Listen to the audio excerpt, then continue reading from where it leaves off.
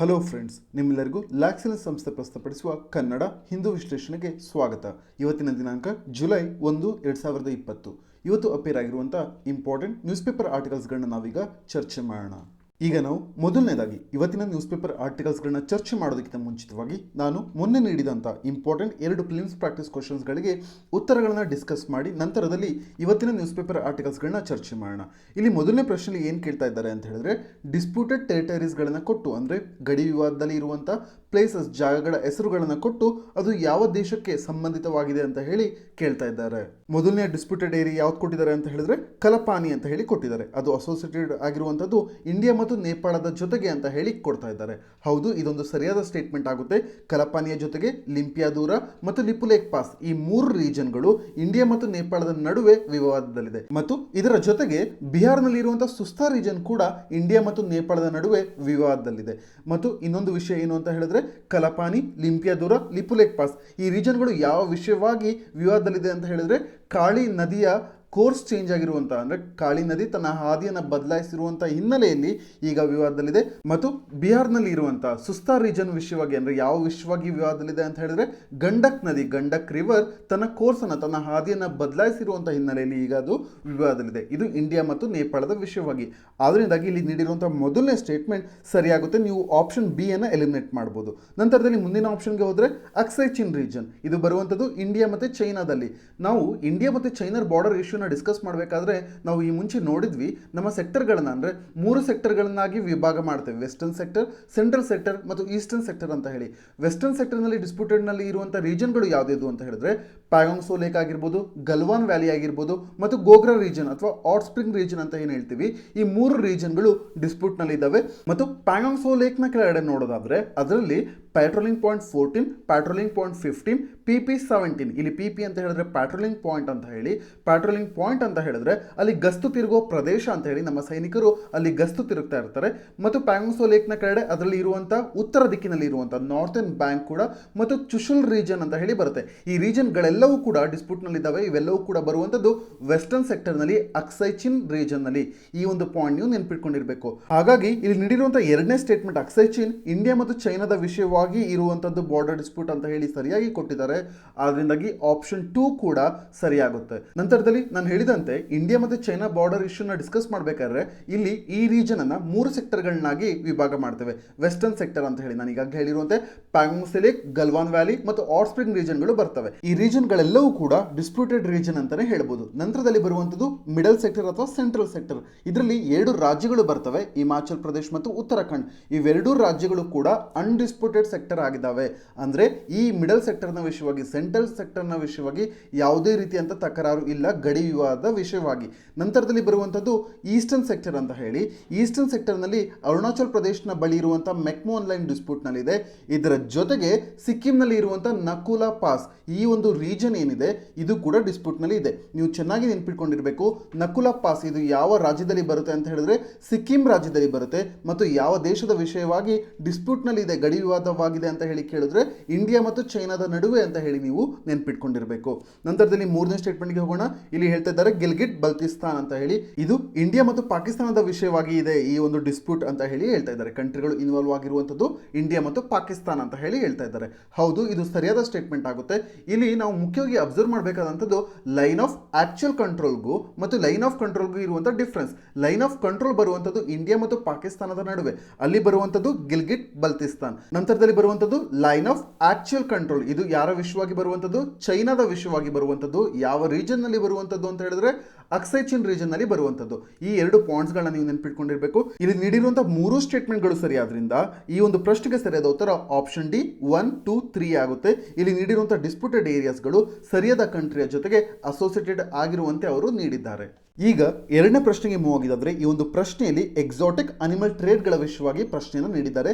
ಅದಕ್ಕಾಗಿ ಇತ್ತೀಚೆಗೆ ministry of environment, forest and climate change, ಈ ಒಂದು ಮಿನಿಸ್ಟ್ರಿ ಯಾವ ರೀತಿಯಲ್ಲಿ ಎಕ್ಸಾಟಿಕ್ ಅನಿಮಲ್ ಸ್ಪೀಶೀಸ್ಗಳ ವಿಷಯವಾಗಿ ವ್ಯಾಪಾರವನ್ನು ಟ್ರೇಡ್ ಅನ್ನ ನಡೆಸಬೇಕು ಅಂತ ಹೇಳಿ. ನಾವು ministry of environment, forest and climate change ಈ ಒಂದು ಮಿನಿಸ್ಟ್ರಿ ತಂದಿರುವಂತಹ ರೂಲ್ಸ್ ಗಳ ವಿಷಯವಾಗಿ ನಾವು 29ನೇ ತಾರೀಕಂದು ಹಿಂದೂ ಡಿಸ್ಕಷನ್ ಅಲ್ಲಿ ಚರ್ಚೆ ಮಾಡಿದ್ದೇವೆ.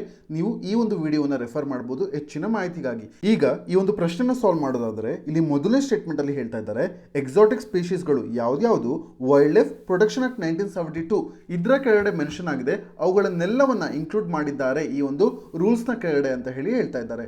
ಆದರೆ ಇದು ತಪ್ಪಾದ ಸ್ಟೇಟ್ಮೆಂಟ್ ಆಗುತ್ತೆ. ನಾವು ಡಿಸ್ಕಸ್ ಮಾಡಿದ್ವಿ, ಕೇವಲ ಸೈಟ್ಸ್ ನ ಲಿಸ್ಟ್ ನ ಕೆಳಗಡೆ ಬರುವಂತ ಸೈಟ್ಸ್ ಅಂತ ಹೇಳಿದ್ರೆ convention on international trade in endangered species of wild fauna and flora ಅಂತ ಹೇಳಿ ಸೈಟ್ಸ್ ನ ಲಿಸ್ಟ್ ನ ಕೆಳಗಡೆ ಬರುವಂತ ಅಪೆಂಡಿಕ್ಸಸ್ 1, 2 ಮತ್ತು 3 ಈ 3 ಅಪೆಂಡಿಕ್ಸ್ ಗಳಲ್ಲಿ ಬರುವಂತ ಅನಿಮಲ್ಸ್ ಗಳನ್ನ ಮಾತ್ರ ಕವರ್ ಮಾಡಲಾಗಿದೆ. ಆದರೆ ವೈಲ್ಡ್ ಲೈಫ್ ಪ್ರೊಟೆಕ್ಷನ್ ಆಕ್ಟ್ 1972 ಇದರ ಕೆಳಗಡೆ ಬರುವಂತ 6 ಶೆಡ್ಯೂಲ್ಗಳ ಅನಿಮಲ್ ಗಳನ್ನ ಕವರ್ ಮಾಡಿಲ್ಲ. ಅದರಿಂದಾಗಿ ಇಲ್ಲಿ ನೀಡಿರುವಂತಹ ಮೊದಲನೇ ಸ್ಟೇಟ್ಮೆಂಟ್ ತಪ್ಪಾಗುತ್ತೆ. ನಂತರದಲ್ಲಿ ಹೇಳ್ತಾ ಇದ್ದಾರೆ ಓನರ್ಸ್ ಮತ್ತು ಪೊಸೆಸರ್ಸ್ಗಳು ಯಾರ್ಯಾರು ಈ ಎಕ್ಸಾಟಿಕ್ ಅನಿಮಲ್ ಸ್ಪೀಶೀಸ್ಗಳನ್ನ ಹೊಂದಿರ್ತಾರೆ ಅವರುಗಳು ಅವರ ಎಕ್ಸಾಟಿಕ್ ಸ್ಪೀಶೀಸ್ಗಳ ಸ್ಟಾಕ್ ಅನ್ನ ಚೀಫ್ ವೈಲ್ಡ್ ಲೈಫ್ ವಾರ್ಡನ್ ಹತ್ರ ಹೋಗಿ ರಿಜಿಸ್ಟರ್ ಮಾಡ್ಕೊಬೇಕು ಅಂತ ಹೇಳಿ ಹೇಳ್ತಾ ಇದ್ದಾರೆ. ಹೌದು, ಇದೊಂದು ಸರಿಯಾದ ಸ್ಟೇಟ್ಮೆಂಟ್ ಆಗುತ್ತೆ. ಈಗಾಗಲೇ ಈ ಮುಂಚೆ ಭಾರತಕ್ಕೆ ಎಕ್ಸಾಟಿಕ್ ಅನಿಮಲ್ ಸ್ಪೀಶೀಸ್ಗಳು ಬಂದಿದ್ರೆ ಮತ್ತೊಮ್ಮೆ ಅವುಗಳನ್ನ ಇಂಪೋರ್ಟ್ ಮಾಡಿಕೊಳ್ಳುತ್ತಿರುವಂತಹ ಸಂದರ್ಭದಲ್ಲಿ, ಆಮದು ಮಾಡಿಕೊಳ್ಳುತ್ತಿರುವಂತಹ ಸಂದರ್ಭದಲ್ಲಿ ಏನ್ ಮಾಡಬೇಕಾಗುತ್ತೆ ಅಂತ ಹೇಳಿದ್ರೆ ಓನರ್ಸ್ಗಳು ಯಾರು ಇರ್ತಾರೆ ಎಕ್ಸಾಟಿಕ್ ಸ್ಪೀಶೀಸ್ಗಳ ಓನರ್ಗಳು ಅವರುಗಳು ಚೀಫ್ ವೈಲ್ಡ್ ಲೈಫ್ ವಾರ್ಡನ್ಗಳ ಬಳಿ ರಿಜಿಸ್ಟರ್ ಮಾಡ್ಕೊಬೇಕಾಗುತ್ತೆ. ನಂತರದಲ್ಲಿ ಇನ್ನೊಂದು ಟಾಪಿಕ್ ಬರುತ್ತೆ, ಅದು ಯಾವುದು ಅಂತ ಹೇಳಿದ್ರೆ ನೋ ಅಬ್ಜೆಕ್ಷನ್ ಸರ್ಟಿಫಿಕೇಟ್ ಅನ್ನ ಪಡೆಯುವಂಥದ್ದು. ಯಾವ ಸಂದರ್ಭದಲ್ಲಿ ನೋ ಅಬ್ಜೆಕ್ಷನ್ ಸರ್ಟಿಫಿಕೇಟ್ ಅನ್ನ ಪಡಿಬೇಕು ಅಂತ ಹೇಳಿದ್ರೆ ಯಾರು ಇಂಪೋರ್ಟ್ ಮಾಡ್ಕೊಂತಾ ಇರ್ತಾರೆ ಆ ಅನಿಮಲ್ಸ್ಗಳು ಹೊಸದಾಗಿ ಅಂದ್ರೆ ಹೊಸ ಅನಿಮಲ್ ಸ್ಪೀಶೀಸ್ ಗಳನ್ನ ಭಾರತಕ್ಕೆ ಇಂಪೋರ್ಟ್ ಮಾಡಿಕೊಳ್ಳುತ್ತಿರುವಂತಹ ಸಂದರ್ಭದಲ್ಲಿ, ಅಂದ್ರೆ ಈ ಮುಂಚೆ ಯಾರು ಕೂಡ ಆ ಒಂದು ಅನಿಮಲ್ ಸ್ಪೀಶೀಸ್ ಅನ್ನ ಇಂಪೋರ್ಟ್ ಮಾಡ್ಕೊಂಡಿರಬಾರ್ದು, ಅದು ಭಾರತಕ್ಕೆ ಹೊಸದಾಗಿ ಇಂಟ್ರೊಡ್ಯೂಸ್ ಆಗ್ತಿರುವಂತಹ ಸಂದರ್ಭದಲ್ಲಿ ಆ ಅನಿಮಲ್ ಸ್ಪೀಶೀಸ್ ಗಳನ್ನ ಭಾರತಕ್ಕೆ ಆಮದು ಮಾಡಿಕೊಳ್ಬೇಕು ಅಂತ ಹೇಳಿದ್ರೆ ಆ ಸಂದರ್ಭದಲ್ಲಿ ಏನ್ ಮಾಡಬೇಕು ಅಂತ ಹೇಳಿದ್ರೆ ನೋ ಅಬ್ಜೆಕ್ಷನ್ ಸರ್ಟಿಫಿಕೇಟ್ ಅನ್ನ ಚೀಫ್ ವೈಲ್ಡ್ ಲೈಫ್ ವಾರ್ಡನ್ ಗಳ ಬಳಿ ಪಡ್ಕೊಳ್ಳೇಬೇಕು. ಇದು ಮ್ಯಾಂಡೇಟರಿ ಆಗಿದೆ, ಕಂಪಲ್ಸರಿ ಆಗಿದೆ. ಅದರಿಂದಾಗಿ ಇಲ್ಲಿ ನೀಡಿರುವಂತಹ ಎರಡೇ ಸ್ಟೇಟ್ಮೆಂಟ್ ಸರಿಯಾಗುತ್ತೆ. ಮೊದಲನೇ ಸ್ಟೇಟ್ಮೆಂಟ್ ತಪ್ಪಾಗಿರೋದ್ರಿಂದ ಈ ಒಂದು ಪ್ರಶ್ನೆಗೆ ಸರಿಯಾದ ಉತ್ತರ ಆಪ್ಷನ್ ಬಿ 2 ಓನ್ಲಿ ಆಗುತ್ತೆ. ನಂತರದಲ್ಲಿ ನಾವು ನೀಡಿದಂಥ ಎರಡೂ ಪ್ರಶ್ನೆಗೂ ಕೂಡ ಸರಿಯಾದ ಉತ್ತರಗಳನ್ನು ಹಲವಾರು ಜನ ಕಮೆಂಟ್ ಸೆಕ್ಷನ್ ಅಲ್ಲಿ ತಿಳಿಸಿದ್ರು. ಅವರೆಲ್ಲರಿಗೂ ಕೂಡ ಧನ್ಯವಾದಗಳು. ಇದೇ ರೀತಿಯಲ್ಲಿ ನಾವು ಪೋಸ್ಟ್ ಮಾಡುವಂಥ ಪ್ರಶ್ನೆಗಳಿಗೆ ಉತ್ತರಗಳನ್ನು ನೀವು ಕಮೆಂಟ್ ಸೆಕ್ಷನ್ ಅಲ್ಲಿ ತಿಳಿಸ್ತಾ ಇರಿ. ಈಗ ನಾವು ಮೊದಲನೇ ನ್ಯೂಸ್ ಪೇಪರ್ ಆರ್ಟಿಕಲ್ಗೆ ಮೂವ್ ಆಗಿದ್ದಾದ್ರೆ ಈ ಒಂದು news paper article page number 15ರಲ್ಲಿ ಬೆಂಗಳೂರು ಎಡಿಷನ್ ನಲ್ಲಿ ಅಪೇರ್ ಆಗಿದೆ. ಈ ಒಂದು ನ್ಯೂಸ್ ಪೇಪರ್ ಆರ್ಟಿಕಲ್ ನಲ್ಲಿ ಏನ್ ಚರ್ಚೆ ಮಾಡ್ತಾ ಇದ್ದಾರೆ ಅಂತ ಹೇಳಿದ್ರೆ 135 ವರ್ಷಗಳ ಹಿಂದೆ ಕಂಡು ಬರುತ್ತಿದ್ದಂತ ಒಂದು ಸಸ್ಯ ಈಗ ಸಿಕ್ಕಿಂ ಹಿಮಾಲಯದಲ್ಲಿ ಮತ್ತೆ ಕಂಡು ಬಂದಿದೆ. ಅಂದ್ರೆ 135 ವರ್ಷಗಳ ಹಿಂದೆನೆ ಈ ಒಂದು ಸಸ್ಯ ಅಳಿದು ಹೋಗಿದೆ, ಎಕ್ಸ್ಟೆಂಟ್ ಆಗಿದೆ ಅಂತ ಹೇಳಿ ಭಾವಿಸಿರ್ತಾರೆ. ಆದ್ರೆ ಈಗ ಮತ್ತೆ ನಮಗೆ ಕಾಣೋದಕ್ಕೆ ಸಿಕ್ಕಿದೆ ಸಿಕ್ಕಿಂ ಹಿಮಾಲಯದಲ್ಲಿ. ಅದು ಯಾವ ಸಸ್ಯ ಅಂತ ಹೇಳಿದ್ರೆ ಅದರ ಹೆಸರು ಏನು ಅಂತ ಹೇಳಿದ್ರೆ ಗ್ಲೋಬಲ್ ಆಂಡರ್ಸೋನಿ ಅಂತ ಹೇಳಿ. ಇದರ ಬಗ್ಗೆ ನಾವೀಗ ಚರ್ಚೆ ಮಾಡೋಣ. ಈ ಒಂದು ಟಾಪಿಕ್ ಅನ್ನು ನೀವು ಸಿಲೆಬಸ್ GS3 ಕೆಳಗಡೆ ಬರುವಂತ conservation, environmental pollution and degradation, environmental impact assessment ಈ ಒಂದು ಟಾಪಿಕ್ ನ ಕೆಳಗಡೆ ನೀವು ನೋಟ್ಸ್ ನ ಮಾಡ್ಕೊಬಹುದು. ಮತ್ತು ಇದು ನಮಗೆ ಫಿಲ್ಮ್ಸ್ ಪಾಯಿಂಟ್ ಆಫ್ ವ್ಯೂ ತುಂಬಾ ಇಂಪಾರ್ಟೆಂಟ್ ಆದಂತ ಟಾಪಿಕ್ ಆಗುತ್ತೆ. ಏಕೆ ಅಂತ ಹೇಳಿದ್ರೆ ಮೊದಲನೇದಾಗಿ ಎನ್ವಿರಾನ್ಮೆಂಟ್ ಟಾಪಿಕ್ ನ ಕೆಳಗಡೆ ಬರುವಂತದ್ದು ಮತ್ತು ಎಕ್ಸ್ಟೆಂಟ್ ಆಗಿರುವಂತಹ ಸಸ್ಯ, ಅಳಿದು ಹೋದಂತಹ ಸಸ್ಯ ಈಗ ಮತ್ತೆ ನಮಗೆ ಕಾಣೋದಕ್ಕೆ ಸಿಕ್ಕಿದೆ. ಆದ್ರಿಂದಾಗಿ ಇದು ನಮಗೆ ಇಂಪಾರ್ಟೆಂಟ್ ಟಾಪಿಕ್ ಆಗುತ್ತೆ. ಈಗ ಮೊದಲನೇದಾಗಿ ಯಾವ ಒಂದು ಸಸ್ಯದ ಬಗ್ಗೆ ನಾವು ಚರ್ಚೆ ಮಾಡ್ತಿದ್ದೇವೆ ಅಂತ ಹೇಳಿದ್ರೆ ಗ್ಲೋಬಾ ಆಂಡರ್ಸೋನಿ ಅಂತ ಹೇಳಿ. ಈ ಗ್ಲೋಬಾ ಆಂಡರ್ಸೋನಿಯನ್ನ ಕಾಮನ್ ಆಗಿ ಏನಂತ ಹೇಳಿ ಕರೀತಾರೆ ಅಂತ ಹೇಳಿದ್ರೆ ಡ್ಯಾನ್ಸಿಂಗ್ ಲೇಡೀಸ್ ಅಂತ ಹೇಳಿ ಕರೀತಾರೆ, ನೃತ್ಯ ಮಾಡುವಂತ ಹೆಣ್ಣು ಅಂತ ಹೇಳಿ ಕರೀತಾರೆ, ಅಥವಾ ಹಂಸ ಹೂವುಗಳು ಅಂದ್ರೆ ಸ್ವಾನ್ ಫ್ಲವರ್ಸ್ ಅಂತ ಹೇಳಿ ಕೂಡ ಕರೀತಾರೆ. ಇದು ಕಂಡು ಬರುವಂತದ್ದು ಯಾವ ರೀಜನ್ ಅಲ್ಲಿ ಅಂತ ಹೇಳಿದ್ರೆ ಸಿಕ್ಕಿಂ ಹಿಮಾಲಯದಲ್ಲಿ ಹರಿಯುವಂತ ತೀಸ್ತಾ ನದಿಯ ಬಳಿ. ತೀಸ್ತಾ ನದಿ ಬಗ್ಗೆ ನಮಗೆ ಗೊತ್ತು. ತೀಸ್ತಾ ನದಿ ಹುಟ್ಟುವಂಥದ್ದು ಎಲ್ಲಿ? ಸಿಕ್ಕಿಂ ರಾಜ್ಯದಲ್ಲಿ. ನಂತರದಲ್ಲಿ ವೆಸ್ಟ್ ಬೆಂಗಾಲ್ಗೆ ಹರಿಯುತ್ತೆ. ನಂತರದಲ್ಲಿ ವೆಸ್ಟ್ ಬೆಂಗಾಲ್ ಇಂದ ಬಾಂಗ್ಲಾದೇಶವನ್ನ ಎಂಟರ್ ಆಗುತ್ತೆ. ಇಲ್ಲಿ ನೀವು ನೆನ್ಪಿಟ್ಕೊಂಡಿರ್ಬೇಕು ಯಾವ ರೀಜನ್ ಅಲ್ಲಿ ಈ ಒಂದು ಸಸ್ಯವರ್ಗ ಕಾಣೋದಕ್ಕೆ ಸಿಗುತ್ತೆ ಅಂತ ಹೇಳಿ. ಗ್ಲೋಬಲ್ ಆಂಡರ್ಸೋನಿ ಕಾಣೋದಕ್ಕೆ ನಮಗೆ ಸಿಗುವಂತದ್ದು ಸಿಕ್ಕಿಂ ಹಿಮಾಲಯ ರೀಜನ್ ಅಲ್ಲಿ, ಅದು ಕೂಡ ತೀಸ್ತಾ ನದಿಯ ಕಣಿವೆಯ ಜಾಗದಲ್ಲಿ. ಈ ಒಂದು ಪಾಯಿಂಟ್ ನಿಮಗೆ ಗೊತ್ತಿರಬೇಕು. ಇದು ಮೊದಲನೇ ಪಾಯಿಂಟ್. ನಂತರದಲ್ಲಿ ಗ್ಲೋಬಲ್ ಆಂಡರ್ಸೋನಿ ಇದಕ್ಕೆ ಇರುವಂತಹ ಮತ್ತೆರಡು ಹೆಸರುಗಳು ಯಾವುದು ಅಂತ ಹೇಳಿದ್ರೆ ಡ್ಯಾನ್ಸಿಂಗ್ ಲೇಡೀಸ್ ಮತ್ತು ಸ್ವಾನ್ ಫ್ಲವರ್ಸ್ ಅಂತ ಹೇಳಿ. ಈ ಒಂದು ಸಸ್ಯವರ್ಗ 135 ವರ್ಷಗಳ ಹಿಂದೆ ಕಾಣೋದಕ್ಕೆ ಸಿಗ್ತಾ ಇತ್ತು. ನಂತರದಲ್ಲಿ ಇದು ಎಕ್ಸ್ಟಿಂಕ್ಟ್ ಆಗೋಗಿದೆ ಅಂತ ಹೇಳಿದ್ರೆ ಅಳಿದು ಹೋಗಿದೆ, ಈ ಸಸ್ಯವರ್ಗ ಎಕ್ಸ್ಟಿಂಕ್ಟ್ ಆಗಿದೆ ಅಂತ ಹೇಳಿ ಭಾವಿಸಿರ್ತಾರೆ. ಆದ್ರೆ ಈಗ ಸಸ್ಯ ವಿಜ್ಞಾನಿಗಳು ಕೇರಳದ ಮತ್ತು ಮಹಾರಾಷ್ಟ್ರದ ಸಸ್ಯ ವಿಜ್ಞಾನಿಗಳು ಸಿಕ್ಕಿಂ ಹಿಮಾಲಯ ರೀಜನ್ ನಲ್ಲಿ ಇರುವಂತಹ ತೀಸ್ತಾ ಕಣಿವೆಯಲ್ಲಿ ಮತ್ತೆ ಈ ಒಂದು ಸಸ್ಯವರ್ಗವನ್ನ ಪತ್ತೆ ಹಚ್ಚಿದ್ದಾರೆ. ಇಷ್ಟು ಪಾಯಿಂಟ್ಸ್ ಗಳನ್ನ ನೀವು ನೆನ್ಪಿಟ್ಕೊಂಡಿರ್ಬೇಕು. ನಂತರದಲ್ಲಿ ಈ ಒಂದು ಸಸ್ಯವರ್ಗ ಗ್ಲೋಬಲ್ ಆಂಡರ್ಸೋನಿ ಇದು ಯಾವ ಒಂದು ಸ್ಟೇಟಸ್ ಅನ್ನ ಪಡ್ಕೊಂಡಿದೆ IUCN ರೆಡ್ ಲಿಸ್ಟ್ ನ ಕೆಳಗಡೆ ಅನ್ನುವಂಥದ್ದು ನಮ್ಮ ಎಕ್ಸಾಮಿನೇಷನ್ ಪಾಯಿಂಟ್ ಆಫ್ ವ್ಯೂನಿಂದ ಇಂಪಾರ್ಟೆಂಟ್ ಆಗುತ್ತೆ. ಇದಕ್ಕೆ ಕ್ರಿಟಿಕಲಿ ಎಂಡೇಂಜರ್ಡ್ ಸ್ಟೇಟಸ್ ಅನ್ನ ಕೊಟ್ಟಿದ್ದಾರೆ. ಈ ಒಂದು ಪಾಯಿಂಟ್ ನೀವು ನೆನ್ಪಿಟ್ಕೊಂಡಿರಿ. ಕ್ರಿಟಿಕಲಿ ಎಂಡೇಂಜರ್ಡ್ ಆಗಿದೆ ಗ್ಲೋಬಲ್ ಆಂಡರ್ಸೋನಿ. ನಂತರದಲ್ಲಿ ಇದರ ಎಂಡೆಮಿಕ್ ಸ್ಟೇಟಸ್ ಬಗ್ಗೆ ಮಾತನಾಡೋದಾದ್ರೆ ಇದನ್ನ ನ್ಯಾರೋ ಎಂಡೆಮಿಕ್ ಅಂತಾನೆ ಹೇಳ್ಬೋದು. ಏಕೆ ಅಂತ ಹೇಳಿದ್ರೆ ಎಂಡೆಮಿಕ್ ಅಂತ ಹೇಳಿದ್ರೆ ಏನು, ಆ ಒಂದು ಸಸ್ಯವರ್ಗದ ಡಿಸ್ಟ್ರಿಬ್ಯೂಷನ್ ಭಾರತಕ್ಕೆ ಮಾತ್ರ ಸೀಮಿತವಾಗಿದೆ ಅಂತ ಹೇಳಿ. ಅದು ಕೂಡ ಇದು ಕಂಡುಬರುವಂಥದ್ದು ಸಿಕ್ಕಿಂ ಹಿಮಾಲಯ ರೀಜನ್ ಅಲ್ಲಿ. ಅದರಿಂದಾಗಿ ಇದನ್ನ ನಾವು ನ್ಯಾರೋ ಎಂಡೆಮಿಕ್ ಅಂತ ಹೇಳಿ ಕೂಡ ಕರೀಬಹುದು. ಈ ಒಂದು ಪಾಯಿಂಟ್ ನೆನ್ಪಿಟ್ಕೊಂಡಿರಿ. ನ್ಯಾರೋ ಎಂಡೆಮಿಕ್ ಅನ್ನುವಂಥ ಒಂದು ಶಬ್ದ ಪ್ರಯೋಗ ಯಾವಾಗ ಮಾಡ್ತೀವಿ ಅಂತ ಹೇಳಿದ್ರೆ ಆ ಒಂದು ಸಸ್ಯವರ್ಗ ಕೇವಲ ಒಂದು ಪ್ರದೇಶಕ್ಕೆ ಮಾತ್ರ ಸೀಮಿತವಾಗಿರುತ್ತೆ, ಅದರ ಡಿಸ್ಟ್ರಿಬ್ಯೂಷನ್ ಆ ಒಂದು ಏರಿಯಾಕ್ಕೆ ಮಾತ್ರ ರಿಸ್ಟ್ರಿಕ್ಟ್ ಆಗಿರುತ್ತೆ. ಆ ಸಂದರ್ಭದಲ್ಲಿ ಆ ತರಹದ ಸಸ್ಯವರ್ಗ ಅಥವಾ ಪ್ರಾಣಿ ವರ್ಗವನ್ನು ನಾವು ನ್ಯಾರೋ ಎಂಡೆಮಿಕ್ ಅಂತ ಹೇಳಿ ಕರಿತೀವಿ. ಈ ಸಂದರ್ಭದಲ್ಲಿ ಗ್ಲೋಬಲ್ ಆಂಡರ್ಸೋನಿ ಕಂಡು ಬರುವಂತದ್ದು ಸಿಕ್ಕಿಂ ಹಿಮಾಲಯನ್ ರೀಜನ್ ಅಲ್ಲಿ, ಅದು ಕೂಡ ತೀಸ್ತಾ ನದಿಯ ಕಣಿವೆಯಲ್ಲಿ. ಆದ್ರಿಂದಾಗಿ ಇದು ನ್ಯಾರೋ ಎಂಡೆಮಿಕ್ ಆಗಿದೆ ಅನ್ನುವಂಥ ಒಂದು ಪಾಯಿಂಟ್ ಅನ್ನು ನೀವು ನೆನ್ಪಿಟ್ಕೊಂಡಿರ್ಬೇಕು. ನಂತರದಲ್ಲಿ ಈ ಪ್ಲಾಂಟ್ ಸ್ಪೀಶೀಸ್ ಗಳ ಕಲೆಕ್ಷನ್ ನ ಬಗ್ಗೆ ಮಾತನಾಡೋದಾದ್ರೆ, ಸಂಗ್ರಹಣೆಯ ವಿಚಾರದ ಬಗ್ಗೆ ಮಾತನಾಡೋದಾದ್ರೆ, ಆರಂಭಿಕ ದಾಖಲೆಗಳನ್ನ 1862ರಿಂದ 70ರ ಸಮಯದಲ್ಲಿ ಸಿಕ್ಕಿಂ ಮತ್ತು ಡಾರ್ಜಿಲಿಂಗ್ ಏರಿಯಾದಲ್ಲಿ ಇದ್ದಂಥ ಸ್ಕಾಟಿಷ್ ಸಸ್ಯವಿಜ್ಞಾನಿ ಥಾಮಸ್ ಆಂಡರ್ಸನ್ ಅವರು ಸಂಗ್ರಹಣೆ ಮಾಡಿರ್ತಾರೆ, ಕಲೆಕ್ಟ್ ಮಾಡಿರ್ತಾರೆ. ನಂತರದಲ್ಲಿ 1875ರಲ್ಲಿ ಬ್ರಿಟಿಷ್ನ ಸಸ್ಯವಿಜ್ಞಾನಿ ಸರ್ ಜಾರ್ಜ್ ಕಿಂಗ್ ಅನ್ನುವಂಥವರು ಸಿಕ್ಕಿಂ ಹಿಮಾಲಯದಿಂದ ಈ ಒಂದು ಸಸ್ಯವರ್ಗವನ್ನು ಕಲೆಕ್ಟ್ ಮಾಡ್ಕೊಂಡಿರ್ತಾರೆ. ನಂತರದ ದಿನಗಳಲ್ಲಿ ವೈಲ್ಡ್ ನಲ್ಲಿ ಈ ಒಂದು ಸಸ್ಯವರ್ಗ ಕಾಣೋದಕ್ಕೆ ಸಿಗೋದೇ ಇಲ್ಲ. ಅಂದ್ರೆ 135 ವರ್ಷಗಳ ಗ್ಯಾಪ್ ಆಗಿರುತ್ತೆ ಈ ಒಂದು ಸಸ್ಯವರ್ಗ ಕಂಡು ಬರೋದ್ರಲ್ಲಿ. ಆದ್ದರಿಂದಾಗಿ ಈ ಒಂದು ಸಸ್ಯವರ್ಗ ಎಕ್ಸ್ಟಿಂಕ್ಟ್ ಆಗಿದೆ, ಅಂದ್ರೆ ಅಳಿದು ಹೋಗಿದೆ ಅಂತ ಹೇಳಿ ತೀರ್ಮಾನಕ್ಕೆ ಬಂದಿರ್ತಾರೆ. ಆದ್ರೆ ಈಗ ಮತ್ತೊಮ್ಮೆ ಸಿಕ್ಕಿಂ ಹಿಮಾಲಯದಲ್ಲಿ ಇದು ಕಾಣೋದಕ್ಕೆ ಸಿಕ್ಕಿದೆ. ಇವುಗಳ ಕ್ಯಾರೆಕ್ಟರಿಸ್ಟಿಕ್ ಅನ್ನು ನೋಡಿದ್ದೆ ಆದ್ರೆ ಇವುಗಳು ವೈಟ್ ಫ್ಲವರ್ಸ್ ಗಳನ್ನ, ಬಿಳಿ ಹೂವನ್ನು ಹೊಂದಿರ್ತವೆ ಮತ್ತು ಯೆಲ್ಲೋಯಿಶ್ ಲಿಪ್ ಅಂತ ಹೇಳಿದ್ರೆ ಹಳದಿ ಬಣ್ಣದ ತುಟಿಗಳನ್ನು ಹೊಂದಿರ್ತವೆ ಅಂತಾನೆ ಹೇಳ್ಬೋದು. ಇದು ಕ್ರಿಟಿಕಲಿ ಎಂಡೇಂಜರ್ಡ್ ಆಗಿದೆ, ನ್ಯಾರೋಲಿ ಎಂಡೆಮಿಕ್ ಆಗಿದೆ. ನಂತರದಲ್ಲಿ ಇನ್ನೊಂದು ಇಂಪಾರ್ಟೆಂಟ್ ಪಾಯಿಂಟ್ ಏನು ಅಂತ ಹೇಳಿದ್ರೆ ಇವುಗಳು ಹೆಚ್ಚಾಗಿ ಎಲ್ಲಿ ಬೆಳಿತವೆ, ಎಲ್ಲಿ ಕಂಡು ಬರುತ್ತೆ ಅಂತ ಹೇಳಿದ್ರೆ ಸಾಮಾನ್ಯವಾಗಿ ದಟ್ಟವಾದ ವಸಾಹತು ಪ್ರದೇಶದಲ್ಲಿ ಅಥವಾ ನಿತ್ಯ ಹರಿದ್ವರ್ಣ ಕಾಡುಗಳಲ್ಲಿ ಅಂದ್ರೆ ಎವರ್ಗ್ರೀನ್ ಫಾರೆಸ್ಟ್ಗಳಲ್ಲಿ ಕಂಡು ಬರುತ್ತೆ. ಅಥವಾ ಎಲ್ಲಿ ಜರಿಗಳು ಇರ್ತವೆ ಅಂದ್ರೆ ಬೆಟ್ಟ ಕಾಡುಗಳಿಗೆ ಹೋಗುವಂತ ಸಂದರ್ಭದಲ್ಲಿ ರಸ್ತೆ ಬದಿಯಲ್ಲಿ ಸಣ್ಣ ಸಣ್ಣ ಜಲಪಾತಗಳನ್ನು ನಾವು ಏನು ನೋಡ್ತೇವೆ, ಆ ಜಲಪಾತ ಇರುವಂಥ ಪ್ರದೇಶಗಳಲ್ಲಿ ಸಿಕ್ಕಿಂ ಹಿಮಾಲಯದಲ್ಲಿ ಆ ಜಲಪಾತ ಇರುವಂಥ ಪ್ರದೇಶಗಳಲ್ಲಿ ಈ ಒಂದು ಸಸ್ಯವರ್ಗ ಕಾಣೋದಕ್ಕೆ ಸಿಗುತ್ತೆ. ನಂತರದಲ್ಲಿ ನಾನು ಹೇಳಿದಂತೆ ಈ ಒಂದು ಸಸ್ಯವರ್ಗ ಕ್ರಿಟಿಕಲಿ ಎಂಡೇಂಜರ್ಡ್ ಆಗಿರೋದ್ರಿಂದ, ಅಂದ್ರೆ ಈ ಒಂದು ಜಾತಿ ಅಳಿವಿನ ಅಂಚಿನಲ್ಲಿ ಇರುವಂಥ ಸ್ವರೂಪವನ್ನು ಹೊಂದಿರೋದ್ರಿಂದ ಇಲ್ಲಿ ಸೈಂಟಿಸ್ಟ್ಗಳು ಏನು ಹೇಳ್ತಾರೆ ಅಂತ ಹೇಳಿದ್ರೆ, ಬೊಟನಿಸ್ಟ್ಗಳು, ಸಸ್ಯ ವಿಜ್ಞಾನಿಗಳು ಏನು ಹೇಳ್ತಾರೆ ಅಂತ ಹೇಳಿದ್ರೆ ಮೈಕ್ರೋ ಪ್ರೊಪಗೇಷನ್ ಮಾಡಬೇಕು, ಸೂಕ್ಷ್ಮ ಪ್ರಸರಣವನ್ನು ಮಾಡಬೇಕು. ಇದರ ಮುಖಾಂತರವಾಗಿ ಟಿಶ್ಯೂ ಕಲ್ಚರ್ನ ಕಂಡಕ್ಟ್ ಮಾಡ್ಬೋದು. ನಂತರದಲ್ಲಿ ಮಲ್ಟಿಪ್ಲಿಕೇಶನ್ ಆಫ್ ಸ್ಪೀಶೀಸ್ ಅಂತ ಹೇಳಿದ್ರೆ ಈ ಒಂದು ಜಾತಿಯ ಗುಣಾಕಾರವನ್ನು ಮಾಡ್ಕೊಬೇಕು. ನಂತರದಲ್ಲಿ ಇವುಗಳನ್ನ ರೀಇಂಟ್ರೊಡಕ್ಷನ್ ಮಾಡಬೇಕು, ನ್ಯಾಚುರಲ್ ಹ್ಯಾಬಿಟೇಟ್, ನೈಸರ್ಗಿಕ ಆವಾಸ್ಥಾನಗಳಲ್ಲಿ ಇವುಗಳನ್ನ ಮತ್ತೆ ಮರುಪರಿಚಯ ಮಾಡಬೇಕು. ಇದರಿಂದಾಗಿ ಇವುಗಳನ್ನ ನಾವು ನಮ್ಮ ಇಂಡಿಯಾದಲ್ಲಿ ಬದುಕುಳಿಸಬಹುದು, ಈ ಒಂದು ಸಸ್ಯವರ್ಗವನ್ನ ಅಭಿವೃದ್ಧಿ ಮಾಡಬಹುದು ಅಂತ ಹೇಳಿ ಇಲ್ಲಿ ಸಸ್ಯ ವಿಜ್ಞಾನಿಗಳು ತಮ್ಮ ಅಭಿಪ್ರಾಯವನ್ನ ಮಂಡಿಸಿದ್ದಾರೆ. ಇಷ್ಟು ಪಾಯಿಂಟ್ಗಳನ್ನ ನೀವು ಗ್ಲೋಬಲ್ ಆಂಡರ್ಸೋನಿ ಈ ಒಂದು ಸಸ್ಯವರ್ಗದ ಬಗ್ಗೆ ತಿಳ್ಕೊಂಡಿರಬೇಕಾಗುತ್ತೆ. ಮುಖ್ಯವಾಗಿ ಇಲ್ಲಿ ಈ ಒಂದು ಸಸ್ಯವರ್ಗ IUCN ರೆಡ್ ಲಿಸ್ಟ್ ನ ಕೆಳಗಡೆ ಯಾವ ಒಂದು ಸ್ಟೇಟಸ್ ಅನ್ನ ಪಡ್ಕೊಂಡಿದೆ ಅನ್ನುವಂಥದ್ದು ನಾವು ತಿಳ್ಕೊಂಡಿರಬೇಕಾಗುತ್ತೆ ಫಿಲಿಮ್ಸ್ ಪಾಯಿಂಟ್ ಆಫ್ ವ್ಯೂನಿಂದ. ನಂತರದಲ್ಲಿ ಗ್ಲೋಬಲ್ ಆಂಡರ್ಸೋನಿ ಕಂಡು ಬರುವಂತಹ ರೀಜನ್ ಯಾವುದು ಮತ್ತು ಇವುಗಳಿಗೆ ಇರುವಂತಹ ಇನ್ನಿತರ ಹೆಸರುಗಳು ಏನು, ಡ್ಯಾನ್ಸಿಂಗ್ ಲೇಡೀಸ್ ಮತ್ತು ಸ್ವಾನ್ ಫ್ಲವರ್ಸ್ ಅಂತ ಹೇಳಿ, ಮತ್ತು ಇವುಗಳ ಎಂಡೆಮಿಕ್ ಸ್ಟೇಟಸ್ ಅನ್ನು ಕೂಡ ತಿಳ್ಕೊಂಡಿರಬೇಕಾಗುತ್ತೆ. ಇವುಗಳು ನ್ಯಾರೋ ಎಂಡೆಮಿಕ್ ಆಗಿದ್ದಾವೆ. ಆ ರೀಜನ್ ಯಾವುದು ಅಂತ ಹೇಳಿದ್ರೆ ಸಿಕ್ಕಿಂ ಹಿಮಾಲಯ ರೀಜನ್ ಆಗಿದೆ. ಸಿಕ್ಕಿಂ ಹಿಮಾಲಯ ರೀಜನ್ ನಲ್ಲಿ ಕಂಡು ಬರುವಂತಹ ತೀಸ್ತಾ ನದಿಯ ಕಣಿವೆ ಈ ಒಂದು ಸಸ್ಯವರ್ಗಕ್ಕೆ ಎಂಡೆಮಿಕ್ ರೀಜನ್ ಆಗಿದೆ. ಇಷ್ಟು ಪಾಯಿಂಟ್ಸ್ ಗಳನ್ನ ನೀವು ಒಂದ್ ಕಡೆ ನೋಟ್ಸ್ ಮಾಡಿ ಇಟ್ಕೊಂಡಿರಿ. ಎನ್ವಿರಾನ್ಮೆಂಟಲ್ ಸಬ್ಜೆಕ್ಟ್ ನ ಕೆಳಗಡೆ ಬರುವಂತ ಟಾಪಿಕ್ ಆದ್ರಿಂದ ಇದು ನಮಗೆ ಫಿಲಿಮ್ಸ್ ಪಾಯಿಂಟ್ ಆಫ್ ವ್ಯೂನಿಂದ ತುಂಬಾ ಇಂಪಾರ್ಟೆಂಟ್ ಆಗುತ್ತೆ. ಈಗ ನಾವು ಮುಂದಿನ ಆರ್ಟಿಕಲ್ಗೆ ಮೂವ್ ಆಗಿದ್ದಾದ್ರೆ, ಈ ಒಂದು news paper article page number 15ರಲ್ಲಿ ಬೆಂಗಳೂರು ಎಡಿಷನ್ ಅಲ್ಲಿ ಅಪೇರ್ ಆಗಿದೆ.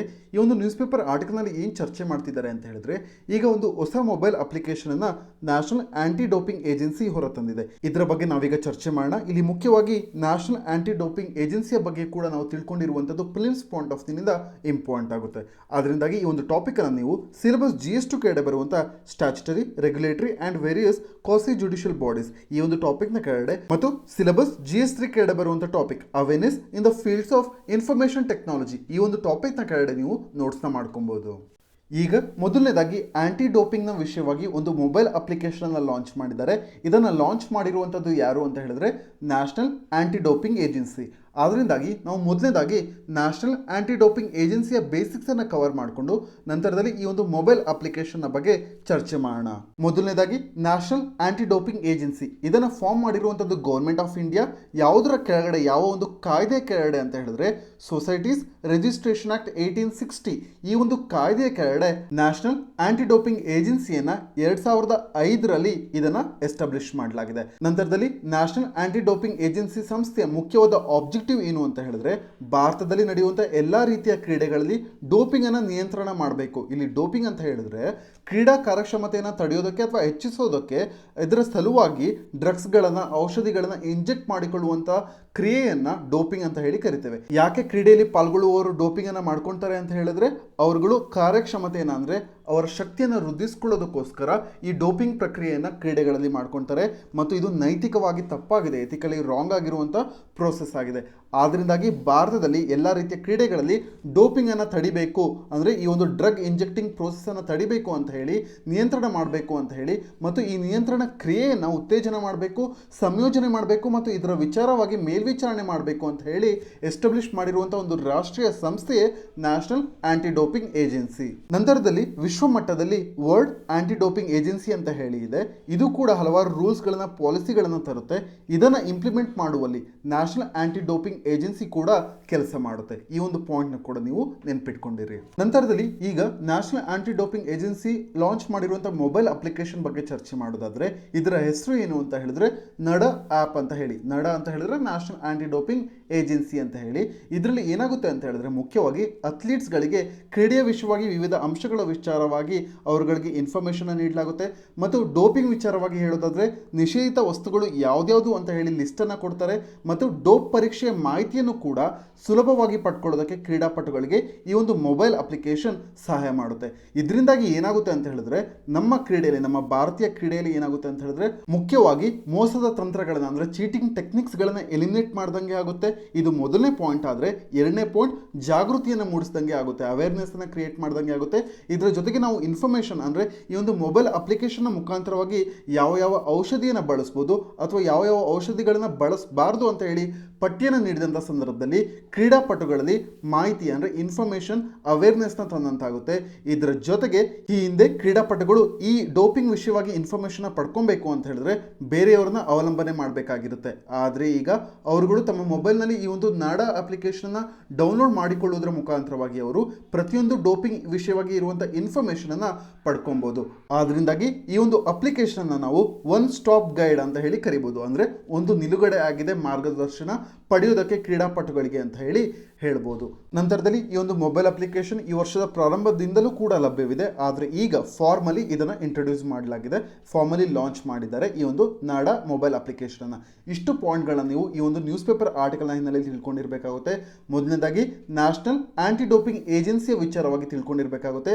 ಇದು ನಮಗೆ ಪ್ಲಿಮ್ಸ್ ಪಾಯಿಂಟ್ ಆಫ್ ವ್ಯೂನಿಂದ ತುಂಬ ಇಂಪಾರ್ಟೆಂಟ್ ಆಗುತ್ತೆ ಮತ್ತು ಇದನ್ನು ಮೇನ್ಸ್ ಆನ್ಸರ್ಗಳಲ್ಲಿ ಯಾವ ರೀತಿ ಲಿಂಕ್ ಮಾಡ್ಬೋದು ಈ ಒಂದು ನ್ಯೂಸನ್ನು ಅಂತ ಹೇಳಿದ್ರೆ GS4 ಪೇಪರ್ ಎಥಿಕ್ಸ್ನಲ್ಲಿ ಉತ್ತರಗಳನ್ನು ಬರೀತಿರುವಂಥ ಸಂದರ್ಭದಲ್ಲಿ, ಸ್ಪೋರ್ಟ್ಸ್ ವಿಚಾರವಾಗಿ ಡಿಸ್ಕಸ್ ಮಾಡುತ್ತಿರುವಂಥ ಸಂದರ್ಭದಲ್ಲಿ ಕ್ರೀಡೆಯಲ್ಲಿ ಯಾವ ರೀತಿ ನಾವು ಇನ್ಫಾರ್ಮೇಷನ್ ಅವೇರ್ನೆಸ್ ಅನ್ನು ತರಬಹುದು ಮತ್ತು ಯಾವ ರೀತಿಯಲ್ಲಿ national anti doping agency cheating ಟೆಕ್ನಿಕ್ಸ್ಗಳನ್ನು ಅಂದರೆ ಮೋಸದ ತಂತ್ರಗಳನ್ನು ಕ್ರೀಡೆಯಲ್ಲಿ ಯಾವ ರೀತಿಯಲ್ಲಿ ಎಲಿಮಿನೇಟ್ ಮಾಡ್ತಾ ಇದೆ ಅಂತ ಹೇಳಿ ಡಿಸ್ಕಸ್ ಮಾಡ್ತಿರ್ಬೇಕಾದ್ರೆ ಈ ಒಂದು ಟಾಪಿಕ್ ಅನ್ನು ನೀವು ಮೆನ್ಷನ್ ಮಾಡಬಹುದು. ಇಷ್ಟು ಪಾಯಿಂಟ್ಸ್ಗಳನ್ನ ನೀವು ಒಂದ್ ಕಡೆ ನೋಟ್ಸ್ ಮಾಡಿಟ್ಕೊಂಡಿರಿ. ಇದು ನಿಮಗೆ ಪ್ಲಿಮ್ಸ್ ಮತ್ತು ಮೇನ್ಸ್ ಎಕ್ಸಾಮಿನೇಷನ್ ನಲ್ಲಿ ಸಹಾಯಕ್ಕೆ ಬರುತ್ತೆ. ಈಗ ನಾವು ಮುಂದಿನ ಆರ್ಟಿಕಲ್ಗೆ ಮೂವ್ ಆಗಿದ್ದಾದ್ರೆ ಈ ಒಂದು news paper article page number 1ರಲ್ಲಿ ಅಪೇರ್ ಆಗಿದೆ. ಈ ಒಂದು ನ್ಯೂಸ್ ಪೇಪರ್ ಆರ್ಟಿಕಲ್ ನಲ್ಲಿ ಪ್ರಧಾನ ಮಂತ್ರಿ ಗರೀಬ್ ಕಲ್ಯಾಣ ಯೋಜನೆ ಕೆಳಗಡೆ ಬರುವಂತ ಪ್ರಧಾನ ಮಂತ್ರಿ ಗರೀಬ್ ಕಲ್ಯಾಣ್ ಅನ್ನ ಯೋಜನೆ ಈ ಒಂದು ಟಾಪಿಕ್ ನ ಬಗ್ಗೆ ಚರ್ಚೆ ಮಾಡ್ತಿದ್ದಾರೆ. ಈ ಒಂದು ಸ್ಕೀಮ್ ನ ಬಗ್ಗೆ ನಾವೀಗ ದೀರ್ಘವಾಗಿ ಚರ್ಚೆ ಮಾಡೋಣ. ಅದಕ್ಕಿಂತ ಮುಂಚೆ ಈ ಒಂದು ಟಾಪಿಕ್ ಅನ್ನು ನೀವು GS2 ಕಡೆ ಬರುವಂತ syllabus government policies and interventions for development in various sectors and issues arising out of the design and implementation ಈ ಒಂದು ಟಾಪಿಕ್ ನ ಕೆಳಗಡೆ ನೀವು ನೋಟ್ಸ್ ನ ಮಾಡ್ಕೊಬಹುದು.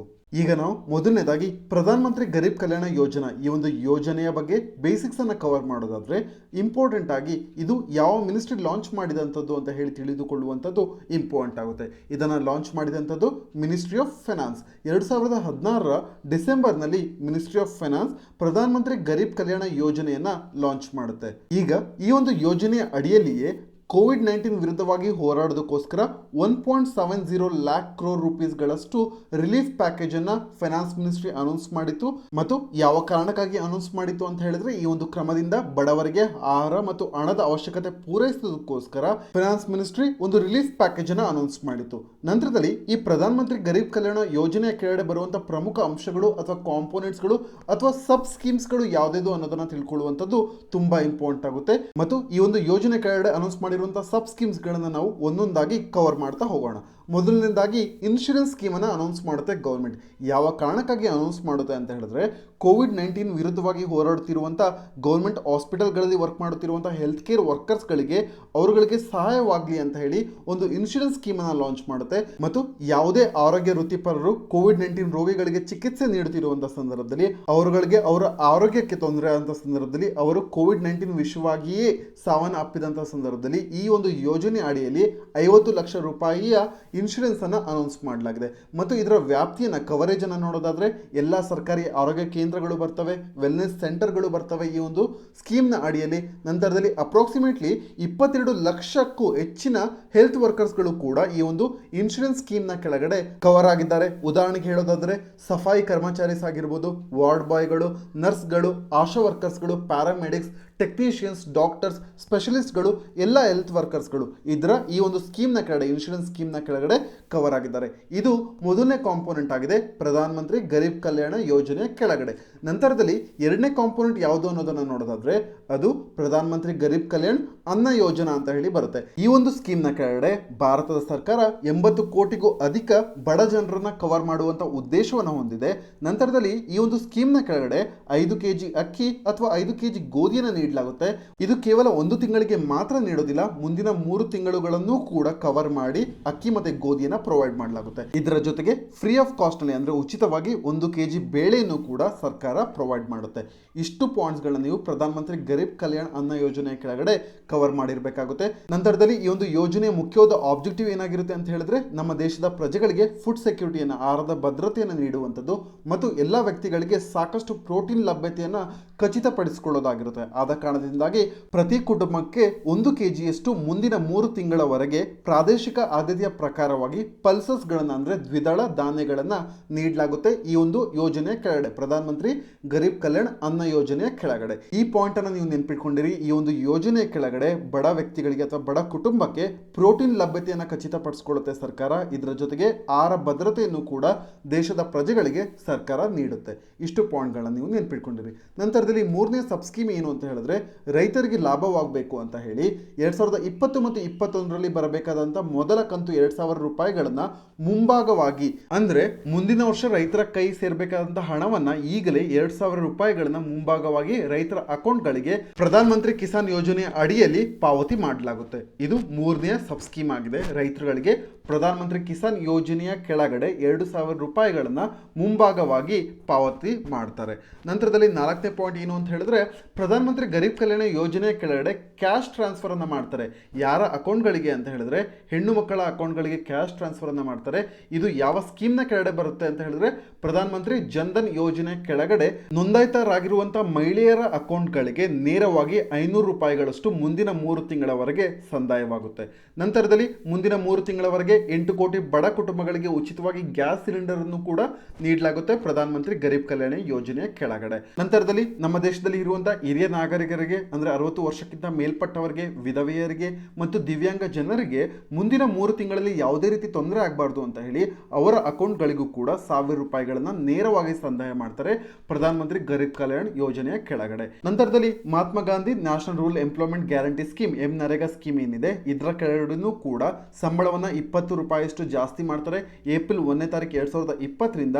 ಮತ್ತು ಇದು ಅವರ ವಾರ್ಷಿಕ ಆದಾಯದಲ್ಲಿ ಏನಾಗುತ್ತೆ ಅಂತ ಹೇಳಿದ್ರೆ 2,000 ರೂಪಾಯಿಗಳಷ್ಟು ಹೆಚ್ಚಳವನ್ನ ಕಾಣುತ್ತೆ ಅಂತ ಹೇಳಿ ಹೇಳ್ತಾರೆ. ಅದರಿಂದಾಗಿ ನರೇಗಾ ವರ್ಕರ್ಸ್ಗಳಿಗೂ ಕೂಡ ಪ್ರಧಾನ ಮಂತ್ರಿ ಗರೀಬ್ ಕಲ್ಯಾಣ ಯೋಜನೆ ಅಡಿಯಲ್ಲಿ ಕವರ್ ಮಾಡಿದ್ದಾರೆ ಅನ್ನುವಂಥ ಒಂದು ಪಾಯಿಂಟ್ ಅನ್ನು ನೀವು ನೆನ್ಪಿಟ್ಕೊಂಡಿರಿ. ನಂತರದಲ್ಲಿ ಬರುವಂತಹ 5ನೇ ಇಂಪಾರ್ಟೆಂಟ್ ಸಬ್ ಸ್ಕೀಮ್ ಏನು ಅಂತ ಹೇಳಿದ್ರೆ ಸೆಲ್ಫ್ ಹೆಲ್ಪ್ ಗ್ರೂಪ್ಸ್ಗಳಿಗೆ ಅಂದರೆ ಸ್ವಸಹಾಯ ಗುಂಪುಗಳಿಗೆ ಈ ಹಿಂದೆ ಸಾಲವನ್ನು ನೀಡ್ತಿರ್ತಾರೆ. 10 ಲಕ್ಷದವರೆಗೆ ಲಿಮಿಟ್ ಇರುತ್ತೆ. ಈಗ ಆ ಒಂದು ಲಿಮಿಟ್ ಅನ್ನು ಜಾಸ್ತಿ ಮಾಡಿದ್ದಾರೆ. ಇದನ್ನ 20 ಲಕ್ಷಕ್ಕೆ ಏರಿಕೆ ಮಾಡಿದ್ದಾರೆ.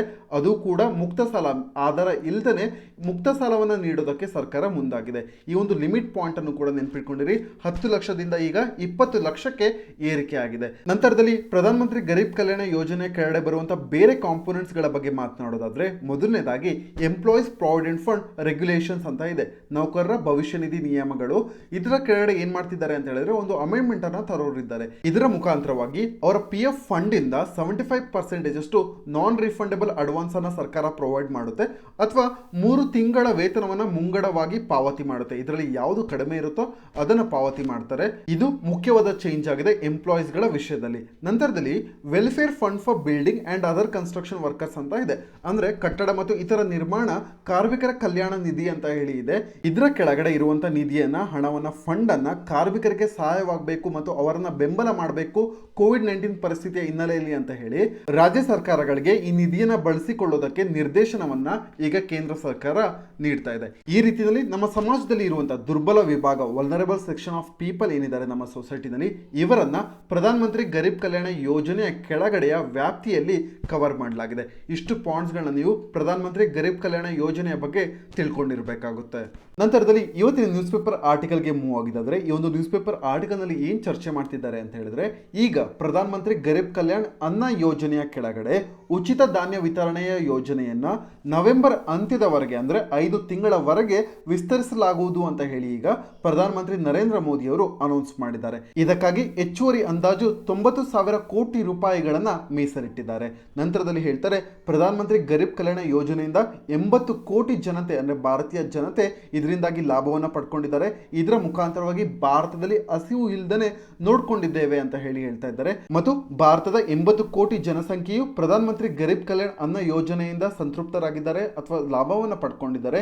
ಈ ಒಂದು ಪಾಪ್ಯುಲೇಷನ್ ಬೇರೆ ಕಂಟ್ರೀಸ್ ಗಳಿಗೆ ಕಂಪೇರ್ ಮಾಡಿದ್ರೆ ಯುರೋಪಿಯನ್ ಯೂನಿಯನ್ ನ ಪಾಪ್ಯುಲೇಷನ್ 2ರಷ್ಟು ಇದೆ, ಅಥವಾ ಯುನೈಟೆಡ್ ಕಿಂಗ್ಡಮ್ ಇಂಗ್ಲೆಂಡ್ ನ ಪಾಪ್ಯುಲೇಷನ್ ಗೆ ಕಂಪೇರ್ ಮಾಡಿದ್ರೆ 12ರಷ್ಟು ಇದೆ, ಮತ್ತು USA ಪಾಪ್ಯುಲೇಷನ್ ಗೆ ಕಂಪೇರ್ ಮಾಡಿದ್ರೆ ನಾವು ಅವ್ರಿಗಿಂತ 2.5 ಪಟ್ಟು ಜಾಸ್ತಿ ಇದ್ದೇವೆ ಪಾಪ್ಯುಲೇಷನ್ ನಲ್ಲಿ.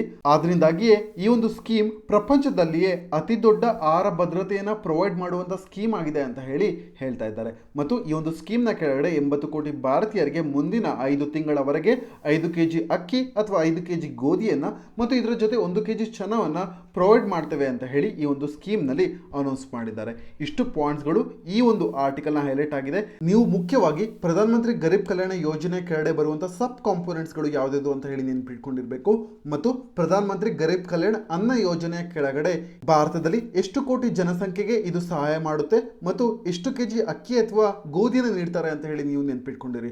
ಏಕೆ ಅಂತ ಹೇಳಿದ್ರೆ KS ನಲ್ಲಿ ಒಂದು ಬಾರಿ ಎಕ್ಸಾಮ್ ನಲ್ಲಿ PDS ಪಬ್ಲಿಕ್ ಡಿಸ್ಟ್ರಿಬ್ಯೂಷನ್ ಸಿಸ್ಟಮ್ ನಲ್ಲಿ ಎಷ್ಟು ಕೆಜಿ ಅಕ್ಕಿಯನ್ನು ಪ್ರೊವೈಡ್ ಮಾಡ್ತಾರೆ ಅಂತ ಹೇಳಿ ಕೇಳಿದ್ರು. ಇದೇ ಹಿನ್ನೆಲೆಯಲ್ಲಿ ಮತ್ತೆ KPSC ಒಂದು ಪ್ರಶ್ನೆನ ಕೇಳಬಹುದು, ಅಥವಾ UPSC ಮೇನ್ಸ್ ಆನ್ಸರ್ ಗಳಲ್ಲಿ ನಾವು ಪ್ರಧಾನ ಮಂತ್ರಿ ಗರೀಬ್ ಕಲ್ಯಾಣ ಯೋಜನೆಯ ಬಗ್ಗೆ ಮಾತನಾಡ್ತಿರುವಂತಹ ಸಂದರ್ಭದಲ್ಲಿ ಪರ್ಟಿಕ್ಯುಲರ್ ಪಾಯಿಂಟ್ಸ್ ಅಥವಾ ಸ್ಟಾಟ್ಸ್ ಅಥವಾ ಡೇಟಾವನ್ನು ಮೆನ್ಷನ್ ಮಾಡುವಂಥದ್ದು ತುಂಬಾ ಇಂಪಾರ್ಟೆಂಟ್ ಆಗುತ್ತೆ. ಆದ್ರಿಂದಾಗಿ ಈ ಒಂದು ಆರ್ಟಿಕಲ್ ನ ವಿಷಯವಾಗಿ ನೀವು ಒಂದ್ ಕಡೆ ನೋಟ್ಸ್ ಮಾಡಿ ಇಟ್ಕೊಂಡಿರಿ. ಮತ್ತು ಮುಖ್ಯವಾಗಿ ಈ ಒಂದು ಸ್ಕೀಮ್ ಏನನ್ನ ಪ್ರೊವೈಡ್ ಮಾಡುತ್ತೆ ಅಂತ ಹೇಳಿದ್ರೆ, ಭಾರತದಲ್ಲಿ ಬಡ ಜನರಿಗೆ ಆಹಾರ ಭದ್ರತೆ, ಫುಡ್ ಸೆಕ್ಯೂರಿಟಿಯನ್ನ ಪ್ರೊವೈಡ್ ಮಾಡುತ್ತೆ. ಇದರ ಜೊತೆಗೆ ಬಡ ಜನರಿಗೆ ತಲುಪಬೇಕಾದಂತಹ ಪ್ರೋಟೀನ್ ವ್ಯವಸ್ಥೆಯನ್ನ ಖಚಿತಪಡಿಸಿಕೊಳ್ಳುತ್ತೆ ಪ್ರಧಾನ ಮಂತ್ರಿ ಗರೀಬ್ ಕಲ್ಯಾಣ ಅನ್ನ ಯೋಜನಾ. ಇಷ್ಟು ಪಾಯಿಂಟ್ಸ್ ಗಳನ್ನ ನೀವು ನೋಟ್ಸ್ ಮಾಡಿ ಇಟ್ಕೊಂಡಿರಿ. ಈಗ ನಾವು ಮುಂದಿನ ಆರ್ಟಿಕಲ್ಗೆ ಮೂವ್ ಆಗಿದ್ದಾರೆ. ಈ ಒಂದು news paper article page number 1ರಲ್ಲಿ ಬೆಂಗಳೂರು ಎಡಿಷನ್ ನಲ್ಲಿ ಅಪೇರ್ ಆಗಿದೆ. ಈ ಒಂದು ಆರ್ಟಿಕಲ್ ನಲ್ಲಿ ಏನ್ ಚರ್ಚೆ ಮಾಡ್ತಾ ಇದ್ದಾರೆ ಅಂತ ಹೇಳಿದ್ರೆ, 8 ಕೋರ್ ಇಂಡಸ್ಟ್ರೀಸ್ ಗಳ ಬೆಳವಣಿಗೆಯಲ್ಲಿ ಅಥವಾ ಅವುಗಳ ಕೈಗಾರಿಕೆ ಉತ್ಪಾದನೆಯಲ್ಲಿ ಕುಗ್ಗಿದೆ, 23% ಅಷ್ಟು ಕುಗ್ಗಿದೆ ಅಂತ ಹೇಳಿ ಚರ್ಚೆ ಮಾಡ್ತಿದ್ದಾರೆ. ಈ ಒಂದು ಆರ್ಟಿಕಲ್ ನಾವೀಗ ಚರ್ಚೆ ಮಾಡೋಣ. ಅದಕ್ಕಿಂತ ಮುಂಚೆ ಈ ಒಂದು ಟಾಪಿಕ್ ಅನ್ನು ನೀವು GS3 ಕೆಳಗಡೆ ಬರುವಂತಹ ಸಬ್ ಟಾಪಿಕ್ಸ್ ಗಳಾದ ಗ್ರೋತ್ ಅಂಡ್ ಡೆವಲಪ್ಮೆಂಟ್ ಮತ್ತು ಇಂಡಸ್ಟ್ರಿಯಲ್ ಗ್ರೋತ್ ಈ ಟಾಪಿಕ್ ನ ಕೆಳಗಡೆ ನೀವು ನೋಟ್ಸ್ ಮಾಡ್ಕೊಬಹುದು. ಈಗ ನಾವು ಮೊದಲನೇದಾಗಿ ಕೋರ್ ಇಂಡಸ್ಟ್ರೀಸ್ ಗಳ ಬಗ್ಗೆ ಚರ್ಚೆ ಮಾಡೋದಾದ್ರೆ, ಇದನ್ನ ಕೋರ್ ಇಂಡಸ್ಟ್ರೀಸ್ ಅಂತ ಹೇಳಿ ಯಾಕೆ ಕರೀತಾರೆ ಅನ್ನೋದು ಇಂಪಾರ್ಟೆಂಟ್ ಆಗುತ್ತೆ. ಇದು ತುಂಬಾ ಮೇನ್ ಇಂಡಸ್ಟ್ರೀಸ್ ಗಳನ್ನ ರೆಪ್ರೆಸೆಂಟ್ ಮಾಡುತ್ತೆ ಮತ್ತು ಇದು ಮಲ್ಟಿಪ್ಲೈರ್ ಎಫೆಕ್ಟ್ ಅನ್ನ ಹೊಂದಿದೆ ನಮ್ಮ ಎಕಾನಮಿ ಮೇಲೆ ಅಂತ ಹೇಳಿ ಹೇಳ್ಬೋದು. ಮಲ್ಟಿಪ್ಲೈರ್ ಎಫೆಕ್ಟ್ ಅಂತ ಹೇಳಿದ್ರೆ, ಒಂದು ಇಂಡಸ್ಟ್ರೀಸ್ ನಲ್ಲಿ ಚೇಂಜ್ ಆದ್ರೆ ಅದು ನಮ್ಮ ಎಕಾನಮಿನಲ್ಲಿ ಡೈರೆಕ್ಟ್ ಆಗಿ ಇಂಪ್ಯಾಕ್ಟ್ ಮಾಡುತ್ತೆ. ಏಕೆ ಇಂಪ್ಯಾಕ್ಟ್ ಮಾಡುತ್ತೆ ಅಂತ ಹೇಳಿದ್ರೆ, ಈ 8 ಇಂಡಸ್ಟ್ರೀಸ್ಗಳು ಕಂಬೈನ್ ಆಗಿ ಟೋಟಲ್ ಆಗಿ ಇಂಡೆಕ್ಸ್ ಆಫ್ ಇಂಡಸ್ಟ್ರಿಯಲ್ ಪ್ರೊಡಕ್ಷನ್ ಅಂತ ಹೇಳಿ CS4 ರಿಲೀಸ್ ಮಾಡುತ್ತೆ. ಇದರಲ್ಲಿ 40% ವೇಟೇಜ್ ಅನ್ನ ಈ 8 ಇಂಡಸ್ಟ್ರೀಸ್ಗಳೇ ಹೊಂದಿದೆ. ಆದ ಕಾರಣದಿಂದಾಗಿ ಇದು ನಮ್ಮ ದೇಶಕ್ಕೆ ಇಂಪಾರ್ಟೆಂಟ್ 8 ಇಂಡಸ್ಟ್ರೀಸ್ಗಳಾಗ್ತವೆ. ಆದ್ರಿಂದಾಗಿ ಇದನ್ನು ನಾವು ಕೋರ್ ಇಂಡಸ್ಟ್ರೀಸ್ ಅಂತ ಹೇಳಿ ಕರಿತೇವೆ. ನಂತರದಲ್ಲಿ ನಾನು ಹೇಳಿದಂತೆ ಮಲ್ಟಿಪ್ಲೈರ್ ಎಫೆಕ್ಟ್ ಅನ್ನು ಹೊಂದಿದೆ ಅಂತ ಹೇಳಿ, ಅಂದ್ರೆ ನಮ್ಮ ಎಕಾನಮಿನಲ್ಲಿ ಒಂದು ಸೆಕ್ಟರ್ ನಲ್ಲಿ, ಫಾರ್ ಎಕ್ಸಾಂಪಲ್ ಕೋಲ್ ಸೆಕ್ಟರ್ ನಲ್ಲಿ ಇಳಿಕೆ ಕಂಡಂತ ಸಂದರ್ಭದಲ್ಲಿ, ಕುಗ್ಗಿದಂತ ಸಂದರ್ಭದಲ್ಲಿ ಏನಾಗುತ್ತೆ ಅಂತ ಹೇಳಿದ್ರೆ, ಮತ್ತೊಂದು ಸೆಕ್ಟರ್ ಎಲೆಕ್ಟ್ರಿಸಿಟಿ ಸೆಕ್ಟರ್ ಇದೆ ಈ 8 ಕೋರ್ ಇಂಡಸ್ಟ್ರೀಸ್ ನ ಕೆಳಗಡೆನೆ, ಆ ಸೆಕ್ಟರ್ ಮೇಲೂ ಡೈರೆಕ್ಟ್ ಆಗಿ ಇಂಪ್ಯಾಕ್ಟ್ ಮಾಡುತ್ತೆ. ಅಂತ ಹೇಳಿದ್ರೆ ಒಂದರಲ್ಲಿ ಚೇಂಜ್ ಕಂಡ್ರೆ ಅದು ನಮ್ಮ ಎಕಾನಮಿನಲ್ಲಿ ಇನ್ನೊಂದು ಸೆಕ್ಟರ್ ನಲ್ಲಿಯೂ ಕೂಡ ಚೇಂಜ್ ಅನ್ನು ನಾವು ಕಾಣಬಹುದು. ಆದ ಕಾರಣದಿಂದಾಗಿ ಇದು ಮಲ್ಟಿಪ್ಲೈರ್ ಎಫೆಕ್ಟ್ ಅನ್ನ ಹೊಂದಿದೆ ಅಂತ ಹೇಳಿ ಕರಿತೇವೆ. ನಂತರದಲ್ಲಿ ಕೋರ್ ಸೆಕ್ಟರ್ಸ್ ಗಳ ಬಗ್ಗೆ ಮಾತನಾಡ್ತಿರ್ಬೇಕಾದ್ರೆ ನಾವು 8 ಕೋರ್ ಸೆಕ್ಟರ್ಸ್ ಗಳನ್ನ ಇನ್ಕ್ಲೂಡ್ ಮಾಡಿದ್ದೇವೆ. ಯಾವುದೇದು ಅಂತ ಹೇಳಿದ್ರೆ electricity, steel, refinery products, crude oil, ಕೋಲ್, ಸಿಮೆಂಟ್, ನ್ಯಾಚುರಲ್ ಗ್ಯಾಸ್ ಮತ್ತು ಫರ್ಟಿಲೈಸರ್ಸ್. ಈ 8 ಕೋರ್ ಸೆಕ್ಟರ್ಸ್ಗಳು ಭಾರತದ ಎಕಾನಮಿನಲ್ಲಿ 40% ಅಷ್ಟು ವೇಟೇಜ್ ಅನ್ನು ಹೊಂದಿರೋದ್ರಿಂದ ಇವುಗಳನ್ನ 8 ಕೋರ್ ಸೆಕ್ಟರ್ಸ್ ಅಂತ ಹೇಳಿ ಕರಿತೇವೆ. ನಂತರದಲ್ಲಿ ministry of statistics and programme implementation, ಈ ಒಂದು ಮಿನಿಸ್ಟ್ರಿಯ ಕೆಳಗಡೆ ಸೆಂಟ್ರಲ್ ಸ್ಟಾಟಿಸ್ಟಿಕಲ್ ಆರ್ಗನೈಸೇಷನ್ CSO ಪ್ರತಿ ತಿಂಗಳು ಕೂಡ ಇಂಡೆಕ್ಸ್ ಆಫ್ ಇಂಡಸ್ಟ್ರಿಯಲ್ ಪ್ರೊಡಕ್ಷನ್ ನ ರಿಲೀಸ್ ಮಾಡುತ್ತೆ. ಇದರಲ್ಲಿ ಈ 8 ಕೋರ್ ಇಂಡಸ್ಟ್ರೀಸ್ಗಳೇ 40% ವೇಟ್ ಅನ್ನ ಹೊಂದಿದೆ ಅಂತ ಹೇಳಿ ನಮಗೆ ಪ್ರತಿ ತಿಂಗಳು ಕೂಡ ಕಂಡು ಬರುತ್ತೆ. ಆದ್ರಿಂದಾಗಿ ಇದು 8 ಕೋರ್ ಇಂಡಸ್ಟ್ರೀಸ್ ಅಂತ ಹೇಳಿ ನಾವು ಕರಿತೇವೆ. ಇಷ್ಟು ಪಾಯಿಂಟ್ಸ್ಗಳನ್ನ ನೀವು ನೆನ್ಪಿಟ್ಕೊಂಡಿರ್ಬೇಕು. ನಂತರದಲ್ಲಿ ಈ ಇಂಡೆಕ್ಸ್ನ ಬಗ್ಗೆ ಮಾತನಾಡೋದಾದ್ರೆ ಇಂಡೆಕ್ಸ್ ಆಫ್ ಇಂಡಸ್ಟ್ರಿಯಲ್ ಪ್ರೊಡಕ್ಷನ್ ಇದನ್ನು ರಿಲೀಸ್ ಮಾಡುವಂಥದ್ದು ಯಾರು? CSO, central statistical organisation. ಇದು ಯಾವ ಮಿನಿಸ್ಟ್ರಿ ಕೆಳಗಡೆ ಬರುತ್ತೆ? Ministry of statistics and programme implementation. ನಂತರದಲ್ಲಿ ಪ್ರತಿ ತಿಂಗಳು ಕೂಡ ಇಂಡೆಕ್ಸ್ ಆಫ್ ಇಂಡಸ್ಟ್ರಿಯಲ್ ಪ್ರೊಡಕ್ಷನ್ ಇದನ್ನು ರಿಲೀಸ್ ಮಾಡಬೇಕಾದ್ರೆ, ಈ ಒಂದು ಇಂಡೆಕ್ಸ್ ಅನ್ನು ರಿಲೀಸ್ ಮಾಡಬೇಕಾದ್ರೆ ಯಾವ ಒಂದು ಬೇಸ್ ಇಯರ್ ನ ತಗೊಳ್ತಾರೆ ಅಂತ ಹೇಳಿದ್ರೆ 2011 ಮತ್ತು 12 ಬೇಸ್ ಇಯರ್ ಆಗಿ ತಗೊಳ್ತಾರೆ. ಇದನ್ನ 2017ರಲ್ಲಿ ಚೇಂಜ್ ಮಾಡ್ತಾರೆ. ಮುಂಚೆ 2004 ಮತ್ತು 5 ಬೇಸ್ ಇಯರ್ ಅಂತ ಹೇಳಿ ತಗೊಳ್ತಾ ಇರ್ತಾರೆ. ಆದರೆ 2017ರಿಂದ 2011 ಮತ್ತು 12 ಬೇಸ್ ಇಯರ್ ನಾಗಿ ತಗೊಳ್ತಾರೆ. ಇದನ್ನ ಯೂಸ್ ಮಾಡಿಕೊಂಡು index of industrial production calculate ಮಾಡಿ ಇಂಡೆಕ್ಸ್ ಅನ್ನ ಪ್ರತಿ ತಿಂಗಳು ಕೂಡ CSO ರಿಲೀಸ್ ಮಾಡುತ್ತೆ. ಇಷ್ಟು ಪಾಯಿಂಟ್ಗಳನ್ನ ನೀವು 8 ಕೋರ್ ಇಂಡಸ್ಟ್ರೀಸ್ಗಳ ಬಗ್ಗೆ ತಿಳ್ಕೊಂಡಿರ್ಬೇಕಾಗುತ್ತೆ. ನಂತರದಲ್ಲಿ ಇವತ್ತಿನ ನ್ಯೂಸ್ ಪೇಪರ್ ಆರ್ಟಿಕಲ್ನ ಚರ್ಚೆಗೆ ಮುಂದುವರೆದಿದ್ದೆ ಆದ್ರೆ ಇಲ್ಲಿ ಏನ್ ಹೇಳ್ತಿದ್ದಾರೆ ಅಂತ ಹೇಳಿದ್ರೆ, ಕಳೆದ 3 ತಿಂಗಳಿಂದ ಇಂಡಸ್ಟ್ರಿಯಲ್ ಪ್ರೊಡಕ್ಷನ್ ನಲ್ಲಿ ಅಂದ್ರೆ 8 ಪ್ರಮುಖ ವಲಯದ ಕೈಗಾರಿಕೆಗಳ ಉತ್ಪಾದನೆಯಲ್ಲಿ ಕುಗ್ಗುವಿಕೆ, ಕಾಂಟ್ರಾಕ್ಷನ್ ಅನ್ನ ನೋಡ್ತಿದ್ದೇವೆ ಅಂತ ಹೇಳಿ ಈಗ ಕಾಮರ್ಸ್ ಮಿನಿಸ್ಟ್ರಿ ರಿಲೀಸ್ ಮಾಡಿರುವಂತಹ ಇಂಡೆಕ್ಸ್ ನಲ್ಲಿ ನಮಗೆ ತಿಳಿದು ಬಂದಿದೆ. ಅಂದ್ರೆ ಏಪ್ರಿಲ್ ತಿಂಗಳಿನಲ್ಲಿ 37% ಅಷ್ಟು ಕಾಂಟ್ರಾಕ್ಷನ್ ಡಿಕ್ಲೈನ್ ಅನ್ನ ಕಂಡಿದ್ವಿ. ಈಗ ಮೇ ತಿಂಗಳಿನಲ್ಲಿ 23% ಅಷ್ಟು ಡಿಕ್ಲೈನ್ ಅನ್ನ ಕಾಣ್ತಿದ್ದೇವೆ ಅಂತ ಹೇಳಿ ಹೇಳ್ತಿದ್ದಾರೆ. ಏಪ್ರಿಲ್ ಮತ್ತು ಮೇಗೆ ಕಂಪೇರ್ ಮಾಡಿದ್ರೆ ಮೇ ತಿಂಗಳಿನಲ್ಲಿ ಸುಧಾರಣೆ ಕಂಡಿದೆ. ಆದ್ರೂ ಕೂಡ ಮೇ ತಿಂಗಳಿನಲ್ಲಿ 23% ಅಷ್ಟು ಕಾಂಟ್ರಾಕ್ಷನ್ ಇದೆ ಈ 8 ಕೋರ್ ಇಂಡಸ್ಟ್ರೀಸ್ಗಳಲ್ಲಿ ಅಂತ ಹೇಳಿ ಹೇಳ್ತಾ ಇದ್ದಾರೆ. ಅಂದ್ರೆ ಕಾಂಟ್ರಾಕ್ಷನ್ ಇದೆ ಅಂತ ಹೇಳಿದ್ರೆ ನಾನು ಈಗಾಗಲೇ ಹೇಳಿರುವಂತೆ 8 ಕೋರ್ ಇಂಡಸ್ಟ್ರೀಸ್ಗಳು ನಮ್ಮ ದೇಶಕ್ಕೆ ಎಷ್ಟು ಇಂಪಾರ್ಟೆಂಟ್ ಆಗುತ್ತೆ ಅಂತ ಹೇಳಿದ್ರೆ ಇವುಗಳು ಮಲ್ಟಿಪ್ಲೇಯರ್ ಎಫೆಕ್ಟ್ ಅನ್ನು ಹೊಂದಿದೆ ಮತ್ತು ಡೈರೆಕ್ಟ್ ಆಗಿ ನಮ್ಮ ಎಕಾನಮಿಯನ್ನು ಇಂಪ್ಯಾಕ್ಟ್ ಮಾಡುತ್ತೆ. ಆದ್ರಿಂದಾಗಿ ಇದು ಒಂದು ಕನ್ಸರ್ನ್ ಪಾಯಿಂಟ್ ಅಂತಾನೆ ಹೇಳ್ಬೋದು. ನಂತರದಲ್ಲಿ ಮುಂದುವರೆದು ಹೇಳ್ತಾರೆ, 8 ಪ್ರಮುಖ ಕ್ಷೇತ್ರಗಳಲ್ಲಿ ರಸಗೊಬ್ಬರದ ಉದ್ಯಮ ಅಂದ್ರೆ ಫರ್ಟಿಲೈಸರ್ ಇಂಡಸ್ಟ್ರಿ ಏನಿದೆ ಇವುಗಳಲ್ಲಿ ಮೇ ತಿಂಗಳಲ್ಲಿ ಉತ್ಪಾದನೆಯನ್ನ ಕಂಪೇರ್ ಮಾಡಿದ್ರೆ ಅಂದ್ರೆ 2019 ಮೇಗೆ ಕಂಪೇರ್ ಮಾಡಿದ್ರೆ ಈ ವರ್ಷದಲ್ಲಿ 7.5% ಅಷ್ಟು ಬೆಳವಣಿಗೆ ಕಂಡಿದೆ, ಏರಿಕೆ ಆಗಿದೆ ಉತ್ಪಾದನೆಯಲ್ಲಿ ಅಂತ ಹೇಳಿ ಹೇಳ್ತಾ ಇದ್ದಾರೆ. ಇದೊಂದು ಪಾಸಿಟಿವ್ ಪಾಯಿಂಟ್ ಆಗಿದೆ. ಈ ಒಂದು ಪಾಯಿಂಟ್ ನ ನೀವು ನೆನ್ಪಿಟ್ಕೊಂಡಿರ್ಬೇಕು. 8 ಕೋರ್ ಇಂಡಸ್ಟ್ರೀಸ್ಗಳಲ್ಲಿ ಫರ್ಟಿಲೈಸರ್ ಇಂಡಸ್ಟ್ರಿ ಮಾತ್ರ 7.5% ಅಷ್ಟು ಡೆವಲಪ್ಮೆಂಟ್ ಅನ್ನ ಕಂಡಿದೆ ಕಳೆದ ವರ್ಷದ ಮೇ ತಿಂಗಳಿಗೆ ಕಂಪೇರ್ ಮಾಡಿದ್ರೆ. ಆದರೆ ಇನ್ನುಳಿದಂಥ 7 ಕೋರ್ ಸೆಕ್ಟರ್ಗಳು ಇಲ್ಲಿ ಕಾಂಟ್ರಾಕ್ಷನ್ ಅನ್ನ ಅಂದ್ರೆ ಡಿಕ್ರಿಮೆಂಟ್ ಅನ್ನ ಅಥವಾ ಕುಗ್ಗುವಿಕೆಯನ್ನು ಕಂಡಿದೆ ಅವುಗಳ ಉತ್ಪಾದನೆಯಲ್ಲಿ ಅಂತ ಹೇಳಿ ನೀವು ಪಾಯಿಂಟ್ ನ ನೋಟ್ ಮಾಡಿಟ್ಕೊಂಡಿರ್ಬೇಕು. ನಂತರದಲ್ಲಿ ಈ ಫರ್ಟಿಲೈಸರ್ ಸೆಕ್ಟರ್ ಅನ್ನ ಬಿಟ್ಟು ಇನ್ನುಳಿದ 7 ಕೋರ್ ಸೆಕ್ಟರ್ಗಳ ಬಗ್ಗೆ ಮಾತನಾಡೋದಾದ್ರೆ ಕೋಲ್ ಪ್ರೊಡಕ್ಷನ್ ನಲ್ಲಿ ಕಲ್ಲಿದ್ದಲು ಉತ್ಪಾದನೆಯಲ್ಲಿ 14% ಅಷ್ಟು ಡಿಕ್ರಿಮೆಂಟ್ ಕಾಂಟ್ರಾಕ್ಷನ್ ನ ಕಂಡಿದ್ದೇವೆ ಮತ್ತು ಕಚ್ಚಾ ತೈಲದಲ್ಲಿ 7% ಮತ್ತು ನೈಸರ್ಗಿಕ ಅನಿಲ ನ್ಯಾಚುರಲ್ ಗ್ಯಾಸ್ ಉತ್ಪಾದನೆಯಲ್ಲಿ 16.8% ಅಷ್ಟು ಕುಸಿತವನ್ನು ಕಂಡಿದ್ದೇವೆ. ಮತ್ತು ಕೋರ್ ಸೆಕ್ಟರ್ ನಲ್ಲಿ ಹೈಯೆಸ್ಟ್ ವ್ಯಾಲ್ಯೂ ಅನ್ನು ಪಡೆದುಕೊಂಡಿರುವಂತಹ ಪೆಟ್ರೋಲಿಯಂ ರಿಫೈನರಿ ಪ್ರೊಡಕ್ಷನ್ ಬಗ್ಗೆ ಹೇಳೋದಾದ್ರೆ ಇದರಲ್ಲಿ ಟೋಟಲ್ ಆಗಿ ಕಾಂಟ್ರಾಕ್ಷನ್ 21% ಅಷ್ಟು ಆಗಿದೆ. ನಂತರದಲ್ಲಿ ಎಲೆಕ್ಟ್ರಿಸಿಟಿ ಜನರೇಷನ್ ವಿಚಾರದಲ್ಲಿ 15.6% ಅಷ್ಟು ಕುಸಿತವನ್ನ ಕಂಡಿದ್ದೇವೆ. ನಂತರದಲ್ಲಿ ಈ ಕುಸಿತಕ್ಕೆ ಕಾರಣಗಳನ್ನ ನೋಡೋದಾದ್ರೆ ಮೊದಲನೇದಾಗಿ ಆಯಿಲ್ ಅಂಡ್ ಗ್ಯಾಸ್ ಮತ್ತು ಪೆಟ್ರೋಲಿಯಂ ಪ್ರಾಡಕ್ಟ್ಸ್ ಗಳಲ್ಲಿ ಡಿಕ್ಲೈನ್ ಯಾಕೆ ಆಗಿದೆ ಅಂತ ಹೇಳಿದ್ರೆ ಮೇ ತಿಂಗಳಿನಲ್ಲಿ ಎಕನಾಮಿಕ್ ಆಕ್ಟಿವಿಟಿ ಕಡಿಮೆ ಇತ್ತು ಮತ್ತು ಎಸೆನ್ಷಿಯಲ್ ಇಂಡಸ್ಟ್ರೀಸ್ ಗಳನ್ನ ಓಪನ್ ಮಾಡೋದಕ್ಕೆ ಪರ್ಮಿಷನ್ ಇದ್ರೂ ಸಮೇತ ಫಂಕ್ಷನ್ ಮಾಡೋದಕ್ಕೆ ಅಂದ್ರೆ ಅಗತ್ಯ ಕೈಗಾರಿಕೆ ಚಟುವಟಿಕೆಗಳನ್ನು ನಡೆಸೋದಕ್ಕೆ ಅವಕಾಶ ಇದ್ರೂ ಸಮೇತ ಹಲವಾರು ಬೇರೆ ಇಂಡಸ್ಟ್ರೀಸ್ಗಳು ಕ್ಲೋಸ್ ಆದಂತಹ ಸಂದರ್ಭದಲ್ಲಿ ಎಕನಾಮಿಕ್ ಆಕ್ಟಿವಿಟಿ ಕಡಿಮೆ ಆದ್ರಿಂದ ಈಗ ಆಯಿಲ್ ಅಂಡ್ ಗ್ಯಾಸ್ ಮತ್ತು ಪೆಟ್ರೋಲಿಯಂ ಪ್ರಾಡಕ್ಟ್ಸ್ಗಳಲ್ಲಿ ಅವುಗಳ ಪ್ರೊಡಕ್ಷನ್ ನಲ್ಲಿ ಕುಸಿತವನ್ನ ಕಂಡಿದ್ದೇವೆ ಅಂತ ಹೇಳಿ ಕಾಮರ್ಸ್ ಮಿನಿಸ್ಟ್ರಿ ಈಗ ಹೇಳ್ತಾ ಇದೆ. ನಂತರದಲ್ಲಿ ಅನೇಕ ಜನರು ಇನ್ನು ಮನೆಯಿಂದಲೇ ಕೆಲಸ ಮಾಡ್ತಿದ್ದಾರೆ ಈ ಒಂದು ಕೋವಿಡ್-19 ಪ್ಯಾಂಡಮಿಕ್ ನ ಹಿನ್ನೆಲೆಯಲ್ಲಿ. ಹಾಗಾಗಿ ಹಲವಾರು ಇಂಡಸ್ಟ್ರೀಸ್ಗಳು ನಾರ್ಮಲ್ ಆಗಿ ಫಂಕ್ಷನ್ ಮಾಡೋದಕ್ಕೆ ಸಾಧ್ಯವಾಗ್ತಿಲ್ಲ ಮತ್ತು ನಾರ್ಮಲ್ ಡಿಮಾಂಡ್ ಅನ್ನು ಕೂಡ ಮೀಟ್ ಮಾಡೋದಕ್ಕೆ ಸಾಧ್ಯವಾಗ್ತಿಲ್ಲ ಅಂತ ಹೇಳಿ ಹೇಳ್ತಾ ಇದ್ದಾರೆ. ನಂತರದಲ್ಲಿ ಕೋರ್ ಸೆಕ್ಟರ್ ಡೇಟಾವನ್ನು ನೋಡಿದ್ದೇ ಆದ್ರೆ ಇವುಗಳು ಎಕ್ಸ್ಪೆಕ್ಟೆಡ್ ಲೈನ್ಸ್ ನಲ್ಲಿ ಇದೆ ಅಂತ ಹೇಳಿ ಹೇಳ್ತಾ ಇದ್ದಾರೆ. ಏಕೆ ಅಂತ ಹೇಳಿದ್ರೆ ಏಪ್ರಿಲ್ ತಿಂಗಳಿಗೆ ಕಂಪೇರ್ ಮಾಡಿದ್ರೆ ಮೇ ತಿಂಗಳಿನಲ್ಲಿ ಕುಸಿತ ಕಂಡಿರುವಂಥದ್ದು 23% ಅಷ್ಟು, ಆದರೆ ಏಪ್ರಿಲ್ ತಿಂಗಳಿನಲ್ಲಿ ಕುಸಿತ ಕಂಡಂಥದ್ದು 37% ಅಷ್ಟು. ಆದ್ರಿಂದಾಗಿ ಇದು ಎಕ್ಸ್ಪೆಕ್ಟೆಡ್ ಲೈನ್ಸ್ನಲ್ಲಿ ಇದೆ, ನಿರೀಕ್ಷಿತ ಮಾರ್ಗದಲ್ಲಿದೆ ಅಂತ ಹೇಳ್ತಾ ಇದ್ದಾರೆ. ಮತ್ತು ಈ ಕಾಂಟ್ರಾಕ್ಷನ್ ಏನಿದೆ, ಈ ಕುಸಿತ ಏನಿದೆ, ಇದು ಮೊದಲ ತ್ರೈಮಾಸಿಕದ ಅಂತ್ಯದವರೆಗೂ ಕೂಡ ಮುಂದುವರಿಯುತ್ತೆ ಅಂತ ಹೇಳ್ತಾ ಇದ್ದಾರೆ. ಲಾಕ್ಡೌನ್ ಅನ್ನ ಲಿಫ್ಟ್ ಮಾಡಿದ್ರು ಸಮೇತ, ತೆಗೆದು ಹಾಕಿದ್ರು ಸಮೇತ ಫಸ್ಟ್ ಕ್ವಾರ್ಟರ್ನ ಅಂದ್ರೆ ಫಸ್ಟ್ ತ್ರೈಮಾಸಿಕದ ಎಂಡ್ವರೆಗೂ ಕೂಡ ನಾವು ಕುಸಿತವನ್ನ ಕಾಣ್ತೇವೆ. ಆದ್ರೆ ಎರಡನೇ ತ್ರೈಮಾಸಿಕದ ಆರಂಭದಿಂದ ನಾವು ಚೇತರಿಕೆನ ಕಾಣಬಹುದು, ಮೈಲ್ಡ್ ರಿಕವರಿಯನ್ನ ಕಾಣಬಹುದು ಅಂತ ಹೇಳ್ತಾ ಇದ್ದಾರೆ. ಇದಕ್ಕೆ ಎಲೆಕ್ಟ್ರಿಸಿಟಿ ಜನರೇಷನ್ ಆಗಿರ್ಬೋದು ಅಥವಾ ಎನರ್ಜಿ ಪ್ರಾಡಕ್ಟ್ಸ್ ಗಳಾಗಿರ್ಬೋದು, ಇವುಗಳು ಅತಿ ಹೆಚ್ಚು ಕಾಂಟ್ರಿಬ್ಯೂಟ್ ಮಾಡ್ತವೆ ಅಂತ ಇಲ್ಲಿ ತಮ್ಮ ಅಭಿಪ್ರಾಯವನ್ನ ಇಲ್ಲಿ ಲೇಖಕರು ಹೇಳ್ತಾ ಇದ್ದಾರೆ. ಇಷ್ಟು ಪಾಯಿಂಟ್ಸ್ ಗಳನ್ನ ನೀವು ಒಂದ್ ಕಡೆ ನೋಟ್ಸ್ ಮಾಡಿಕೊಂಡಿರಿ. ಮುಖ್ಯವಾಗಿ ಕಾಂಟ್ರಾಕ್ಷನ್ ಲೆವೆಲ್ಸ್ ಏಪ್ರಿಲ್ ಮತ್ತು ಮೇ ತಿಂಗಳಿನಲ್ಲಿ ಎಷ್ಟು ಪರ್ಸೆಂಟೇಜ್ ಇದೆ ಅಂತ ನೀವು ನೋಟ್ ಮಾಡಿಕೊಂಡಿರಿ.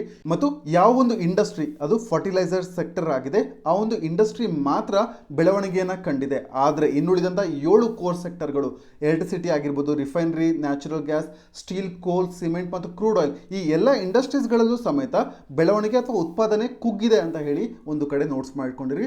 ಇದು ನಮಗೆ ಎಕ್ಸಾಮಿನೇಷನ್ ಪಾಯಿಂಟ್ ಆಫ್ ವ್ಯೂನಿಂದ ಎಸ್ಪೆಷಲಿ ಮೇನ್ಸ್ ನಲ್ಲಿ ಎಕನಾಮಿ ಆನ್ಸರ್ಸ್ ಬರೀತಿರ್ಬೇಕಾದ್ರೆ ಈ ಪಾಯಿಂಟ್ಸ್ ಗಳನ್ನ ನಾವು ಮೆನ್ಷನ್ ಮಾಡುವಂತದ್ದು ಇಂಪಾರ್ಟೆಂಟ್ ಆಗುತ್ತೆ. ಈಗ ನಾವು ಮುಂದಿನ ಆರ್ಟಿಕಲ್ಗೆ ಮೂವ್ ಆಗಿದ್ರೆ, ಈ ಒಂದು news paper article page number 12ರಲ್ಲಿ ಬೆಂಗಳೂರು ಎಡಿಷನ್ ನಲ್ಲಿ ಅಪೇರ್ ಆಗಿದೆ. ಈಗ ಸೆಂಟ್ರಲ್ ಗೌರ್ಮೆಂಟ್ ಆನ್ಲೈನ್ ಎಜುಕೇಶನ್ ಮೇಲೆ ತನ್ನ ಫೋಕಸ್ ಅನ್ನು ಹರಿಸ್ತಾ ಇದೆ. ಇದರ ಬಗ್ಗೆ ನಾವೀಗ ಚರ್ಚೆ ಮಾಡೋಣ. ಈ ಒಂದು ಆರ್ಟಿಕಲ್ ನ ನೀವು ಸಿಲೆಬಸ್ GS2 ಕೆಳಗಡೆ ಬರುವಂತ government policies and interventions, issues relating to development ಮತ್ತು ಎಜುಕೇಶನ್, ಈ ಒಂದು ಟಾಪಿಕ್ ನ ಕೆಳಗಡೆ ನೀವು ನೋಟ್ಸ್ ಮಾಡ್ಕೊಬಹುದು. ಈಗ ನಾವು ಮೊದಲನೇದಾಗಿ ಆನ್ಲೈನ್ ಎಜುಕೇಶನ್ ಇಂಪಾರ್ಟೆನ್ಸ್ ನ ಬಗ್ಗೆ ಚರ್ಚೆ ಮಾಡೋದಾದ್ರೆ, ಪ್ರಸ್ತುತ ಸಂದರ್ಭದಲ್ಲಿ ಕೋವಿಡ್-19 ಪ್ಯಾಂಡಮಿಕ್ ನ ಹಿನ್ನೆಲೆಯಲ್ಲಿ ಹಲವಾರು ಸ್ಕೂಲ್ಸ್ಗಳು, ಕಾಲೇಜ್ಗಳು, ಯೂನಿವರ್ಸಿಟೀಸ್ಗಳು ಶಟ್ ಡೌನ್ ಆಗಿದ್ದಾವೆ. ಇದರಿಂದಾಗಿ ಎಜುಕೇಶನ್ ನಲ್ಲಿ ಡಿಸ್ರಪ್ಷನ್ ಅಂದ್ರೆ ಅಸ್ತವ್ಯಸ್ತತೆಯನ್ನ ಕಾಣ್ತಾ ಇದ್ದೇವೆ. ಈ ಸಂದರ್ಭದಲ್ಲಿ ಆನ್ಲೈನ್ ಎಜುಕೇಶನ್ ಮತ್ತಷ್ಟು ಇಂಪಾರ್ಟೆನ್ಸ್ ಅನ್ನ ಪಡ್ಕೊಂಡಿದೆ. ಆದ್ರೆ ನಮ್ಮ ಭಾರತ ದೇಶದಲ್ಲಿ ಡಿಜಿಟಲ್ ಡಿವೈಡ್ ಇದೆ, ಅಂದ್ರೆ ರೂರಲ್ ಮತ್ತು ಅರ್ಬನ್ ಸೊಸೈಟಿಗಳ ನಡುವೆ ಡಿಫರೆನ್ಸ್ ನ ಜೊತೆಗೆ ಡಿಜಿಟಲ್ ಡಿವೈಡ್ ಇದೆ, ಡಿಜಿಟಲ್ ಎಜುಕೇಶನ್ ಅಥವಾ ಅವೇರ್ನೆಸ್ ಕೂಡ ಕಡಿಮೆ ಇದೆ. ಇಂಥ ಸಂದರ್ಭದಲ್ಲಿ ಈ ಒಂದು ಇನ್ಇಕ್ವಾಲಿಟಿಯನ್ನ ಅಡ್ರೆಸ್ ಮಾಡೋದಕ್ಕೋಸ್ಕರ ಈಗ ಸರ್ಕಾರ ಮುಂದಾಗಿದೆ. ಈಗ ಸೆಂಟ್ರಲ್ ಗವರ್ಮೆಂಟ್ ಹಲವಾರು ಪ್ರಪೋಸಲ್ಸ್ ಗಳನ್ನ ತಂದಿದೆ. ಲಾಂಗ್ ಟರ್ಮ್ ಮೆಜರ್ಸ್ ಗಳನ್ನ ತರಬೇಕು, ಇದರ ಮುಖಾಂತರವಾಗಿ ಈ ಒಂದು ಡಿಜಿಟಲ್ ಡಿವೈಡ್ ಅನ್ನ ಕಡಿಮೆ ಮಾಡಬೇಕು ಅಂತ ಅದಕ್ಕಾಗಿ ಈಗ ಸರ್ಕಾರ 40% ಅಷ್ಟು ವಿದ್ಯಾರ್ಥಿಗಳಿಗೆ, ಅಂದ್ರೆ ಕಾಲೇಜಿನಲ್ಲಿ ಮತ್ತು ಯೂನಿವರ್ಸಿಟೀಸ್ ಗಳಲ್ಲಿ ಓದುತ್ತಿರುವಂತಹ 40% ಅಷ್ಟು ವಿದ್ಯಾರ್ಥಿಗಳಿಗೆ ಲ್ಯಾಪ್ಟಾಪ್ ಮತ್ತು ಟ್ಯಾಬ್ಲೆಟ್ ಗಳನ್ನ ವಿತರಿಸುವಂತ ಯೋಜನೆಯನ್ನ ತರಬೇಕು ಅಂತ ನಿರ್ಧಾರ ಮಾಡಿದೆ. ಮತ್ತು ಮುಂದಿನ 5 ವರ್ಷಗಳಲ್ಲಿ ಎಲ್ಲಾ ಸರ್ಕಾರಿ ಶಾಲೆಗಳಲ್ಲಿ information communication technology, ICT, information and communication technology, ಇದನ್ನ ಇಕ್ವಿಪ್ ಮಾಡಬೇಕು, ಇದನ್ನ ಶಾಲೆಗಳಲ್ಲಿ ಸಜ್ಜುಗೊಳಿಸಬೇಕು ಅಂತ ತೀರ್ಮಾನಕ್ಕೆ ಬಂದಿದೆ. ನಂತರದಲ್ಲಿ ಸ್ಕೂಲ್ ಎಜುಕೇಶನ್ ಡಿಪಾರ್ಟ್ಮೆಂಟ್ ಫೈನಾನ್ಸ್ ಕಮಿಷನ್ಗೆ ಪ್ರೆಸೆಂಟೇಷನ್ ಅನ್ನು ನೀಡುವಾಗ ಪ್ರತಿಯೊಂದು ಶಾಲೆಗೂ ಕೂಡ 1 ಲಕ್ಷ ರೂಪಾಯಿಯನ್ನ ಮೀಸಲಿಡಬೇಕು. ಏಕೆ ಅಂತ ಹೇಳಿದ್ರೆ ಸ್ಯಾನಿಟೇಷನ್ಗೆ ಮತ್ತು ಕ್ವಾರಂಟೈನ್ ಮೆಜರ್ಸ್ ಗಳನ್ನ ಸರಿಯಾದ ರೀತಿಯಲ್ಲಿ ಶಾಲೆಗಳನ್ನ ರೀಓಪನ್ ಮಾಡಿದಂತ ಸಂದರ್ಭದಲ್ಲಿ ಇಂಪ್ಲಿಮೆಂಟ್ ಮಾಡೋದಕ್ಕೋಸ್ಕರ ಪ್ರತಿಯೊಂದು ಶಾಲೆಗೂ ಕೂಡ 1 ಲಕ್ಷ ರೂಪಾಯಿಯನ್ನ ಮೀಸಲಿಡಬೇಕು ಅಂತ ಪ್ರಪೋಸಲ್ ಅನ್ನ ಮುಂದೆ ಇಟ್ಟಿದೆ. ನಂತರದಲ್ಲಿ ಬೇಸಿಕ್ ಮೆಜರ್ಸ್, ಮೂಲ ಕ್ರಮಗಳ ಬಗ್ಗೆ ನೋಡೋದಾದ್ರೆ, ಒಂದು ಬಾರಿ ಶಾಲೆಯನ್ನ ರೀಓಪನ್ ಮಾಡಿದಂತ ಸಂದರ್ಭದಲ್ಲಿ ಯಾವ ಮೂಲ ಕ್ರಮಗಳನ್ನ, ಬೇಸಿಕ್ ಮೆಜರ್ಸ್ ಗಳನ್ನ ಅಡಾಪ್ಟ್ ಮಾಡ್ಕೊಳ್ತಾರೆ ಅನ್ನೋದನ್ನ ನೋಡೋದಾದ್ರೆ, ಬೇಸಿಕ್ ವಾಟರ್, ಸ್ಯಾನಿಟೇಷನ್ ಮತ್ತೆ ಹೈಜೀನ್ ಫೆಸಿಲಿಟೀಸ್, ಇದನ್ನ ಶಾರ್ಟ್ ಫಾರ್ಮ್ ಅಲ್ಲಿ ವಾಶ್ ಫೆಸಿಲಿಟೀಸ್ ಅಂತ ಕರಿತೇವೆ. WA ಅನ್ನೋದು ವಾಟರ್ ನ ರೆಪ್ರೆಸೆಂಟ್ ಮಾಡಿದ್ರೆ, S ಅನ್ನುವಂಥದ್ದು ಸ್ಯಾನಿಟೇಷನ್ ಮತ್ತು H ಅನ್ನುವಂಥದ್ದು ಹೈಜೀನ್ ಅನ್ನ ರೆಪ್ರೆಸೆಂಟ್ ಮಾಡುತ್ತೆ.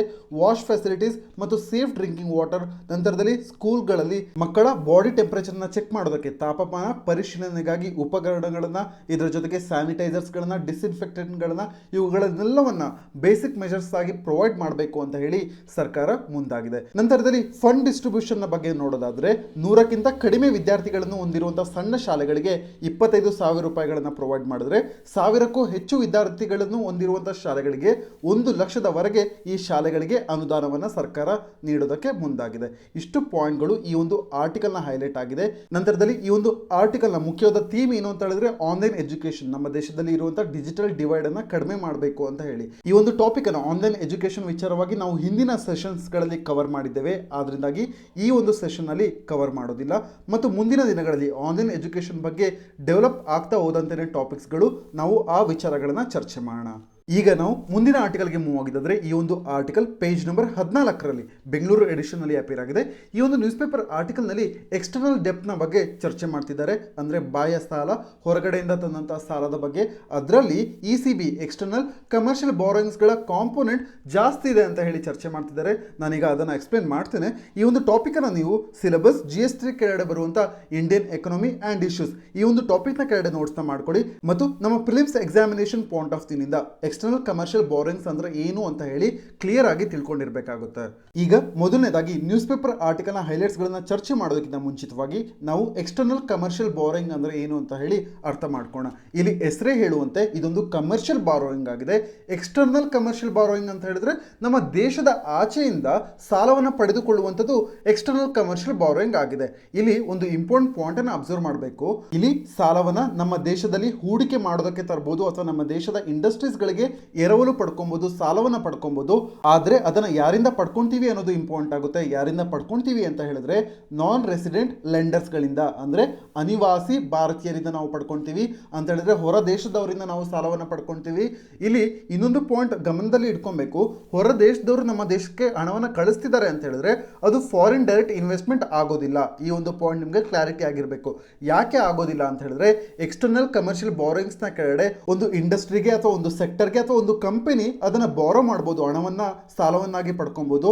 ಆದ್ರೆ ಒಂದು ಕಂಪನಿ ಸ್ಟಾಕ್ ಮಾರ್ಕೆಟ್ ಮೇಲೆ ಇನ್ವೆಸ್ಟ್ಮೆಂಟ್ ಮಾಡೋದಕ್ಕೆ ಅಥವಾ ಎನಿ ಸ್ಪೆಕ್ಯುಲೇಷನ್ ಮಾಡೋದಕ್ಕೆ ಬಿಸ್ನೆಸ್ ನಲ್ಲಿ ಅಥವಾ ಯಾವುದೇ ಒಂದು ಶೇರ್ಸ್, ಇಕ್ವಿಟಿ ಶೇರ್ಸ್ ಆಗಿರ್ಬೋದು, ಪ್ರಿಫರೆನ್ಸ್ ಶೇರ್ಸ್ ಅಥವಾ ಕನ್ವರ್ಟಿಬಲ್ ಪ್ರಿಫರೆನ್ಸ್ ಶೇರ್ಸ್ ಆಗಿರ್ಬೋದು ಅಥವಾ ಬೇರೆ ಬೇರೆ ಡಿಬೆಂಚರ್ಸ್ ಗಳಿಗೆ ಇನ್ವೆಸ್ಟ್ಮೆಂಟ್ ನ ಮಾಡೋದಕ್ಕೆ ಕ್ಯಾಪಿಟಲ್ ಆಗಿ ಬೇರೊಂದು ದೇಶದಿಂದ ಸಾಲವನ್ನು ಪಡ್ಕೊಳೋ ಹಾಗಿಲ್ಲ. ಅಂದರೆ ಶೇರ್ಸ್ ಮೇಲೆ ಇನ್ವೆಸ್ಟ್ಮೆಂಟ್ ಮಾಡೋಂಗಿಲ್ಲ ಅಂತ ಹೇಳಿ ನೀವು ನೆನ್ಪಿಟ್ಕೊಂಡಿರಿ. ಶೇರ್ಸ್ ಮೇಲೆ ಇನ್ವೆಸ್ಟ್ಮೆಂಟ್ ಮಾಡಿದ್ದೇ ಆದರೆ ಅದು direct investment, foreign direct investment ಅಂತ ಹೇಳಿ ಕರ್ಸ್ಕೊಳುತ್ತೆ. ಆದರೆ ಇಲ್ಲಿ ಶೇರ್ಸ್ ಮೇಲೆ ಇನ್ವೆಸ್ಟ್ಮೆಂಟ್ ಮಾಡೋದಿಲ್ಲ. ಇಲ್ಲಿ ಯಾವುದಾದ್ರೂ ಒಂದು ಸೆಕ್ಟರ್, ಕಂಪನಿ ಅಥವಾ ಒಂದು ಇಂಡಸ್ಟ್ರಿಯ ಮೇಲೆ ಅದಕ್ಕೆ ಹೂಡಿಕೆ ಮಾಡೋದಕ್ಕೋಸ್ಕರ. ಇದನ್ನ ಉದಾಹರಣೆ ಮೂಲಕವಾಗಿ ಹೇಳೋದಾದ್ರೆ, ಈಗ ನಾನೊಂದು ಕಂಪನಿ ಓಪನ್ ಮಾಡಿದ್ದೀನಿ ಭಾರತದಲ್ಲಿ ಅಂತ ಹೇಳಿ ಅನ್ಕೋಣ. ನಾನೊಬ್ಬ ಭಾರತೀಯ, ನಾನು ಭಾರತದಲ್ಲಿ ಒಂದು ಕಂಪನಿನ ಓಪನ್ ಮಾಡಿದ್ದೇನೆ. ನನಗೆ ಇನ್ಫ್ರಾಸ್ಟ್ರಕ್ಚರ್ ಅಂದರೆ ಇಲ್ಲಿ ಮೂಲಭೂತ ಸೌಕರ್ಯಗಳನ್ನು ಅಂದರೆ ಬಿಲ್ಡಿಂಗ್ ವಿಷಯವಾಗಿ ಆಗಿರ್ಬೋದು ಅಥವಾ ಮೆಷಿನರಿ ಮೆಟೀರಿಯಲ್ಸ್ಗಳ ವಿಷಯವಾಗಿ ಆಗಿರ್ಬೋದು ನನಗೆ ಇನ್ವೆಸ್ಟ್ಮೆಂಟ್ ಮಾಡೋದಕ್ಕೆ ಹಣ ಇಲ್ಲ. ನಾನು ಹೊರದೇಶದಿಂದ ಸಾಲವನ್ನು ಪಡ್ಕೊಳ್ತೇನೆ. ಆಗ ಅದು ಫಾರಿನ್ ಡೈರೆಕ್ಟ್ ಇನ್ವೆಸ್ಟ್ಮೆಂಟ್ ಅಂತ ಹೇಳಿ ಕರ್ಸ್ಕೊಳೋದಿಲ್ಲ. ಏಕೆ ಅಂತ ಹೇಳಿದ್ರೆ ಅವರು ಶೇರ್ಸ್ ಮೇಲೆ ಇನ್ವೆಸ್ಟ್ಮೆಂಟ್ ಮಾಡ್ತಾ ಇಲ್ಲ. ಅವರು ಕೇವಲ ನನ್ನನ್ನು ನಂಬಿ ನನ್ನ ಕಂಪನಿಯ ಮೇಲೆ ಅವರ ಹಣವನ್ನು ಇನ್ವೆಸ್ಟ್ಮೆಂಟ್ ಮಾಡ್ತಾ ಇದ್ದಾರೆ. ಆದರೆ ನಾನೇನಾದರೂ ನನ್ನ ಕಂಪನಿನಲ್ಲಿ ಶೇರ್ಸ್ ಅನ್ನು ಕೂಡ ಅವ್ರಿಗೆ ಕೊಟ್ಟಿದ್ದೆ ಆದರೆ, ಒಂದು 10% ಶೇರನ್ನು ಅವ್ರಿಗೆ ಕೊಟ್ಟಿದ್ದೆ ಆದರೆ, ಮೀಸಲಿಟ್ಟಿದ್ದೆ ಆದರೆ ಅದು ಫಾರಿನ್ ಡೈರೆಕ್ಟ್ ಇನ್ವೆಸ್ಟ್ಮೆಂಟ್ ಅಂತ ಹೇಳಿ ಕರ್ಸ್ಕೊಳುತ್ತೆ. ಆದರೆ ಅವರಿಂದ ನಾನು ಪಡಿತಿರುವಂಥ ಹಣವನ್ನು ನಾನು ಕೇವಲ ನನ್ನ ಬಿಲ್ಡಿಂಗನ್ನು ಡೆವಲಪ್ಮೆಂಟ್ ಮಾಡೋದಕ್ಕೋಸ್ಕರ ಆಗಿರ್ಬೋದು ಅಥವಾ ನನ್ನ ಕಂಪನಿಗೆ ಬೇಕಾಗಿರುವಂಥ ಮೆಷಿನರಿ, ಇಕ್ವಿಪ್ಮೆಂಟ್ ಅಥವಾ ಬೇರೆ ಬೇರೆ ಸಾಫ್ಟ್ವೇರ್ ಟೆಕ್ನಾಲಜೀಸ್, IT ಕಂಪನಿ ಆದರೆ ಕಂಪ್ಯೂಟರ್ಸ್ ಅಥವಾ ಬೇರೆ ಇನ್ನಿತರ IT ಇಕ್ವಿಪ್ಮೆಂಟ್ಸ್ಗಳನ್ನ ಬೈ ಮಾಡೋದಕ್ಕೆ ಉಪಯೋಗಿಸ್ಕೊಂಡಿದ್ದೆ ಆದರೆ ಇದನ್ನು ಎಕ್ಸ್ಟರ್ನಲ್ ಕಮರ್ಷಿಯಲ್ ಬಾರೋಯಿಂಗ್ಸ್ ಅಂತ ಹೇಳಿ ಕರಿತೇವೆ. ಈ ಒಂದು ಪಾಯಿಂಟ್ ನಿಮಗೆ ತುಂಬ ಕ್ಲಿಯರ್ ಆಗಿ ಗೊತ್ತಿರಬೇಕು. ಈ ಸಂದರ್ಭದಲ್ಲಿ ಮಾತ್ರ ನೀವು ಫಿಲಿಮ್ಸ್ನಲ್ಲಿ ಆಪ್ಷನ್ಸ್ಗಳನ್ನು ಎಲಿಮಿನೇಟ್ ಮಾಡೋದಾಗಿರ್ಬೋದು ಅಥವಾ ECB ಬಗ್ಗೆ ಪ್ರಶ್ನೆ ಕೇಳಿದ್ದೆ ಆದರೆ ನೀವು ಸರಿಯಾದ ಉತ್ತರವನ್ನು ತಲುಪಬಹುದು. ಈಗ ಮತ್ತೆ ECB ಬಗ್ಗೆ ಚರ್ಚೆ ಮಾಡಿದ್ದೆ ಆದರೆ ಎಕ್ಸ್ಟರ್ನಲ್ ಕಮರ್ಷಿಯಲ್ ಬಾರೋಯಿಂಗ್ಸ್ ಅಂತ ಏನು ಹೇಳ್ತೀವಿ, ಇದನ್ನ ಈಗ ಫೈನಾನ್ಸ್ ಮಾಡೋದಕ್ಕೆ ಯಾರು ಪಡ್ಕೊಳ್ತಾರೆ? ಇಂಡಿಯನ್ ಕಾರ್ಪೊರೇಟ್ಸ್ಗಳು ಪಡ್ಕೊಳ್ತಾರೆ. ಅಥವಾ ಹೊಸ ಹೊಸ ಇನ್ವೆಸ್ಟ್ಮೆಂಟ್ಗಳನ್ನ, ವೆಂಚರ್ಸ್ಗಳ ಮೇಲೆ ಹೊಸ ಹೊಸ ಇನ್ವೆಸ್ಟ್ಮೆಂಟ್ ಮಾಡೋರು ಕೂಡ, ಈ ಒಂದು ಆಬ್ಜೆಕ್ಟಿವ್ ಅನ್ನು ಇಟ್ಕೊಂಡವರು ಕೂಡ ಫಾರಿನ್ ನಿಂದ ಈ ಒಂದು ಸಾಲವನ್ನು ಪಡ್ಕೊಳ್ತಾರೆ. ನಂತರದಲ್ಲಿ ಕಾರ್ಪೊರೇಟ್ಸ್ಗಳು ಪಡ್ಕೊಂಡಿರುವಂತಹ ಸಾಲವನ್ನು ಯಾರು ಅಡ್ಮಿನಿಸ್ಟ್ರೇಟರ್ ಅಥವಾ ರೆಗ್ಯುಲೇಟ್ ಅಥವಾ ಯಾರು ಮೇಲ್ವಿಚಾರಣೆಯನ್ನು ವಹಿಸ್ತಾರೆ ಅಂತ ಹೇಳಿದ್ರೆ ಡಿಪಾರ್ಟ್ಮೆಂಟ್ ಆಫ್ ಎಕನಾಮಿಕ್ ಅಫೇರ್ಸ್ ಆಗಿರ್ಬೋದು, ಫಿನಾನ್ಸ್ ಮಿನಿಸ್ಟ್ರಿ ಆಗಿರ್ಬೋದು ಅಥವಾ ಗೌರ್ಮೆಂಟ್ ಆಫ್ ಇಂಡಿಯಾ ಅಥವಾ RBI, ಈ ಸಂಸ್ಥೆಗಳು ಈ ಫೈನಾನ್ಸ್ ಅನ್ನ ಅಂದ್ರೆ ಎಕ್ಸ್ಟರ್ನಲ್ ಕಮರ್ಷಿಯಲ್ ಬಾರೋಯಿಂಗ್ಸ್ ಅನ್ನ ರೆಗ್ಯುಲೇಟ್ ಮಾಡ್ತಾರೆ ಅಂತ ಹೇಳ್ಬೋದು. ಇಷ್ಟು ಪಾಯಿಂಟ್ಸ್ಗಳನ್ನ ನೀವು ಎಕ್ಸ್ಟರ್ನಲ್ ಕಮರ್ಷಿಯಲ್ ಬಾರೋಯಿಂಗ್ಸ್ ನ ಬಗ್ಗೆ ತಿಳ್ಕೊಂಡಿರ್ಬೇಕಾಗುತ್ತೆ. ನಂತರದಲ್ಲಿ ಎಕ್ಸ್ಟರ್ನಲ್ ಕಮರ್ಷಿಯಲ್ ಬಾರೋಯಿಂಗ್ ನ ಯೂಸೇಜ್ ಅಥವಾ ಅಡ್ವಾಂಟೇಜಸ್ ಏನು ಅನ್ನೋದನ್ನ ನೋಡೋದಾದ್ರೆ, ಮೊದಲನೇದಾಗಿ ಹೊರದೇಶದಿಂದ ನಾವು ಹೆಚ್ಚಿನ ಪ್ರಮಾಣದ ಹಣವನ್ನ, ಸಾಲವನ್ನ ಪಡೆಯುವುದಕ್ಕೆ ಭಾರತೀಯರಿಗೆ ಅವಕಾಶವಿದೆ. ನಂತರದಲ್ಲಿ ಈ ಫಂಡ್ಸ್ಗಳು ರಿಲೇಟಿವ್ಲಿ ಲಾಂಗ್ ಟರ್ಮ್ಗೆ ಅಂದ್ರೆ ದೀರ್ಘಾವಧಿಗೆ ಲಭ್ಯವಿದೆ. ಇದು ಕೂಡ ಇಂಪಾರ್ಟೆಂಟ್ ಆಗುತ್ತೆ. ಇದು ಕೂಡ ಅಡ್ವಾಂಟೇಜಿಯಸ್ ಪಾಯಿಂಟ್ ಆಗುತ್ತೆ ಭಾರತೀಯ ಕಂಪನೀಸ್ಗಳಿಗೆ. ಇದರ ಜೊತೆಗೆ ಭಾರತದಲ್ಲಿ ಇರುವಂತಹ ಇಂಟ್ರೆಸ್ಟ್ ರೇಟ್, ಬಡ್ಡಿ ದರಕ್ಕೆ ಕಂಪೇರ್ ಮಾಡಿದ್ರೆ, ಡೊಮೆಸ್ಟಿಕ್ ಫಂಡ್ಗೆ ಕಂಪೇರ್ ಮಾಡಿದ್ರೆ ಹೊರದೇಶದಿಂದ ತರುವಂತ ಎಕ್ಸ್ಟರ್ನಲ್ ಕಮರ್ಷಿಯಲ್ ಬಾರೋಯಿಂಗ್ಸ್ ನ ಕೆಳಗಡೆ ತರುವಂತ ಫಂಡ್ ಕಡಿಮೆ ಬಡ್ಡಿ ದರದಲ್ಲಿ ಸಿಗುತ್ತೆ. ಈ ಒಂದು ಪಾಯಿಂಟ್ ಕೂಡ ಇಂಪಾರ್ಟೆಂಟ್ ಆಗುತ್ತೆ. ಇಲ್ಲಿ ನೀವು ಗಮನಿಸಬೇಕು, ಹೆಚ್ಚಿನ ಹಣವನ್ನ ECB ಯ ಕೆಳಗಡೆ ನಾವು ತರಬಹುದು. ನಂತರದಲ್ಲಿ ಇದು ದೀರ್ಘಾವಧಿಗೆ ಲಭ್ಯವಿದೆ, ಲಾಂಗ್ ಟರ್ಮ್ಗೆ ಲಭ್ಯವಿದೆ ಮತ್ತು ಇಂಟ್ರೆಸ್ಟ್ ರೇಟ್ ಕೂಡ ಕಡಿಮೆ ಇದೆ. ನಂತರದಲ್ಲಿ 4ನೇ ಅಡ್ವಾಂಟೇಜ್ ಪಾಯಿಂಟ್ಗೆ ಹೋಗೋದಾದ್ರೆ, ECB ಇಂದ ನಾವೇನಾದ್ರು ಹೊರದೇಶದಿಂದ ಸಾಲ ತಂದ್ರೆ ಅದು ಫಾರಿನ್ ಕರೆನ್ಸಿನಲ್ಲಿ ಇರುತ್ತೆ. ಆದ್ರಿಂದಾಗಿ ನಮ್ಮ ದೇಶದಲ್ಲಿ ಇರುವಂತಹ ಕಾರ್ಪೊರೇಟ್ ಕಂಪನೀಸ್ಗಳಿಗೆ ಹೊರದೇಶದಿಂದ ಯಂತ್ರೋಪಕರಣಗಳನ್ನ ಆಮದು ಮಾಡಿಕೊಳ್ಳುವಂತಹ ಸಂದರ್ಭದಲ್ಲಿ, ಇಂಪೋರ್ಟ್ ಮಾಡಿಕೊಳ್ಳುತ್ತಿರುವಂತಹ ಸಂದರ್ಭದಲ್ಲಿ ನಮ್ಮ ಕಂಪನೀಸ್ಗಳಲ್ಲಿ ಈ ಒಂದು ಫಾರಿನ್ ಕರೆನ್ಸಿಯ ರಿಸರ್ವ್ ಇರುವಂತದ್ದು ತುಂಬಾ ಇಂಪಾರ್ಟೆಂಟ್ ಆಗುತ್ತೆ. ಈ ಒಂದು ಪಾಯಿಂಟ್ ನೀವು ನೆನ್ಪಿಟ್ಕೊಂಡಿರಿ. ECB ಫಾರಿನ್ ಕರೆನ್ಸಿ ಫಾರ್ಮ್ ನಲ್ಲಿ ಇರುತ್ತೆ. ಇದು ನಮ್ಮ ಕಂಪನೀಸ್ಗಳಿಗೆ, ಕಾರ್ಪೊರೇಟ್ ಕಂಪನೀಸ್ಗಳಿಗೆ ಹೊರ ದೇಶಗಳಿಂದ ಮೆಷಿನರಿಯನ್ನ ಇಂಪೋರ್ಟ್ ಮಾಡಿಕೊಳ್ಳುತ್ತಿರುವಂತಹ ಸಂದರ್ಭದಲ್ಲಿ ಒಂದು ರಿಸರ್ವ್ ಆಗಿ, ಒಂದು ಸೇಫ್ಟಿ ಫಂಡ್ ಅಥವಾ ಸೇಫ್ಟಿ ಮೆಕ್ಯಾನಿಸಮ್ ಆಗಿ ವರ್ಕ್ ಆಗುತ್ತೆ. ನಂತರದಲ್ಲಿ ಫಾರಿನ್ ಇಂದ ಅಂದ್ರೆ ಹೊರದೇಶಗಳಿಂದ ECB ಎಕ್ಸ್ಟರ್ನಲ್ ಕಮರ್ಷಿಯಲ್ ಬಾರೋಯಿಂಗ್ ಅನ್ನ ನಾವು ಇಂಟರ್ನ್ಯಾಷನಲಿ ರೆಕಗ್ನೈಸ್ ಸೋರ್ಸಸ್ ಗಳಿಂದ ಪಡ್ಕೊಬಹುದು. ಯಾವ್ಯಾವ ಸೋರ್ಸಸ್ ಅಂತ ಹೇಳಿದ್ರೆ ಅಲ್ಲಿರುವಂತಹ ಬ್ಯಾಂಕ್ ಗಳಿಂದ ಆಗಿರ್ಬೋದು, ಎಕ್ಸ್ಪೋರ್ಟ್ ಕ್ರೆಡಿಟ್ ಏಜೆನ್ಸೀಸ್ ಗಳಿಂದ, ಇಂಟರ್ನ್ಯಾಷನಲ್ ಕ್ಯಾಪಿಟಲ್ ಮಾರ್ಕೆಟ್ಸ್ ಗಳಿಂದ ನಾವು ಸಾಲವನ್ನು ಪಡ್ಕೊಬಹುದು. ಇಷ್ಟು ಪಾಯಿಂಟ್ಸ್ಗಳನ್ನ ನೀವು ECB ಎಕ್ಸ್ಟರ್ನಲ್ ಕಮರ್ಷಿಯಲ್ ಬಾರೋಯಿಂಗ್ನ ಬಗ್ಗೆ ತಿಳ್ಕೊಂಡಿರಬೇಕಾಗುತ್ತೆ. ಇಲ್ಲಿ ಮುಖ್ಯವಾಗಿ ನೀವು ತಿಳ್ಕೊಂಡಿರಬೇಕಾದಂಥದ್ದು ಎಕ್ಸ್ಟರ್ನಲ್ ಕಮರ್ಷಿಯಲ್ ಬಾರೋಯಿಂಗ್ನ ಕೆಳಗಡೆ ಶೇರ್ಸ್ಗಳಿಗೆ ಜಾಗವಿಲ್ಲ. ನಾನೇನಾದರೂ ಫಾರಿನ್ ಬ್ಯಾಂಕ್ಸ್ಗಳಿಂದ ಹಣವನ್ನು ನನ್ನ ಕಂಪನಿಯನ್ನು ಡೆವಲಪ್ಮೆಂಟ್ ಮಾಡೋದಕ್ಕೆ ಪಡ್ಕೊಳೋದಾದ್ರೆ ನಾನು ಕೇವಲ ನನ್ನ ಕಂಪನಿಯ ಮೂಲಭೂತ ಸೌಕರ್ಯಗಳಲ್ಲಿ ಅಥವಾ ಮೆಷಿನರೀಸ್ಗಳ ಮೇಲೆ ಇನ್ವೆಸ್ಟ್ಮೆಂಟ್ನ ಮಾಡ್ಬೋದು. ಆದರೆ ಈ ಸಂದರ್ಭದಲ್ಲಿ ಆ ಫಾರಿನ್ ಕಂಪನೀಸ್ಗಳಿಗೆ ಅಥವಾ ಬ್ಯಾಂಕ್ಗಳಿಗೆ ನಾನು ಶೇರನ್ನು ಕೊಡೋದಕ್ಕೆ ಆಗೋದಿಲ್ಲ. ಈ ಒಂದು ಪಾಯಿಂಟ್ ಕ್ಲಿಯರ್ ಆಗಿದ್ರೆ ECB ಟಾಪಿಕ್ ನಿಮಗೆ ಅರ್ಥವಾಗಿದೆ ಅಂತ ಹೇಳಿ. ಈಗ ನಾವು ಇವತ್ತಿನ ನ್ಯೂಸ್ ಪೇಪರ್ ಆರ್ಟಿಕಲ್ನ ಚರ್ಚೆಗೆ ಮುಂದುವರೆದಿದ್ದೆ. ಆದರೆ ಇಲ್ಲಿ ಹೇಳ್ತಾ ಇದ್ದಾರೆ ಇಂಡಿಯಾದ ಎಕ್ಸ್ಟರ್ನಲ್ ಡೆಪ್ತ್ ಅಂತ ಹೇಳಿದ್ರೆ ಬಾಹ್ಯ ಸಾಲ ಎಷ್ಟರ ಮಟ್ಟಿಗೆ ಇನ್ಕ್ರೀಸ್ ಆಗಿದೆ ಅನ್ನೋದಾದ್ರೆ ಕಳೆದ ವರ್ಷ 2019ರಲ್ಲಿ ಇದರ ಅಮೌಂಟ್ ಟೋಟಲ್ ಆಗಿ $558.5 ಬಿಲಿಯನ್ ಗಳಷ್ಟು ಇತ್ತು ನಮ್ಮ ದೇಶದ ಎಕ್ಸ್ಟರ್ನಲ್ ಡೆಪ್ತ್. ಈಗ ಇದು ಈ ವರ್ಷದ ಮಾರ್ಚ್ಗೆ ಕಂಪೇರ್ ಮಾಡಿದೆ ಆದರೆ ಇದರಲ್ಲಿ ಮತ್ತೆ $15.4 ಬಿಲಿಯನ್ ಗಳಷ್ಟು ಮತ್ತೆ ಇನ್ಕ್ರೀಸ್ ಆಗಿದೆ ನಮ್ಮ ಸಾಲದಲ್ಲಿ ಅಂತ ಹೇಳಿ ಹೇಳ್ತಾ ಇದ್ದಾರೆ. ಇದರಲ್ಲಿ ಅತಿ ಹೆಚ್ಚು ಪಾಲನ ಯಾರು ಪಡ್ಕೊಂಡಿದ್ದಾರೆ ಅಂತ ಹೇಳಿದ್ರೆ ಎಕ್ಸ್ಟರ್ನಲ್ ಕಮರ್ಷಿಯಲ್ ಬಾರೋಯಿಂಗ್ಸ್. ECB ಅತಿ ಹೆಚ್ಚು ಪಾಲನ ಪಡ್ಕೊಂಡಿದೆ ಭಾರತದ ಎಕ್ಸ್ಟರ್ನಲ್ ಡೆಪ್ತ್ ನಲ್ಲಿ ಅಂತ ಹೇಳಿ ಹೇಳ್ತಾ ಇದ್ದಾರೆ. ಮತ್ತು ಇದರ ಶೇರ್ ಎಷ್ಟಿದೆ ಅಂತ ಹೇಳಿದ್ರೆ ಭಾರತದ ಎಕ್ಸ್ಟರ್ನಲ್ ಡೆಪ್ತ್ ನಲ್ಲಿ ECB ಟೋಟಲ್ ಆಗಿ 39.4% ಅಷ್ಟು ಶೇರ್ ಅನ್ನ ಹೊಂದಿದೆ ಅಂತ ಹೇಳಿ ಹೇಳ್ತಾ ಇದ್ದಾರೆ. ಇಷ್ಟು ಪಾಯಿಂಟ್ಸ್ ಗಳನ್ನ ನೀವು ಈ ಒಂದು ನ್ಯೂಸ್ ಪೇಪರ್ ಆರ್ಟಿಕಲ್ ನ ಹಿನ್ನೆಲೆಯಲ್ಲಿ ನೋಟ್ಸ್ ಮಾಡಿ ಇಟ್ಕೊಂಡ್ರೆ ಸಾಕಾಗುತ್ತೆ. ಮತ್ತು ನಮ್ಮ ಪ್ರಿಲಿಮ್ಸ್ ಪಾಯಿಂಟ್ ಆಫ್ ವ್ಯೂನಿಂದ external commercial borrowing topic important ಆಗುತ್ತೆ. ಇಷ್ಟು ಹೊತ್ತು ಈ ಒಂದು ನ್ಯೂಸ್ ಪೇಪರ್ ಆರ್ಟಿಕಲ್ ನ ಡಿಸ್ಕಷನ್ ಅಲ್ಲಿ ಪಾಲ್ಗೊಂಡಿದ್ದಕ್ಕೆ ಧನ್ಯವಾದಗಳು. ಈ ವಿಡಿಯೋ ನಿಮಗೆ ಇಷ್ಟವಾದಲ್ಲಿ ಲೈಕ್ ಮಾಡಿ ಮತ್ತು ಕಮೆಂಟ್ ಮಾಡಿ. Thank you for watching.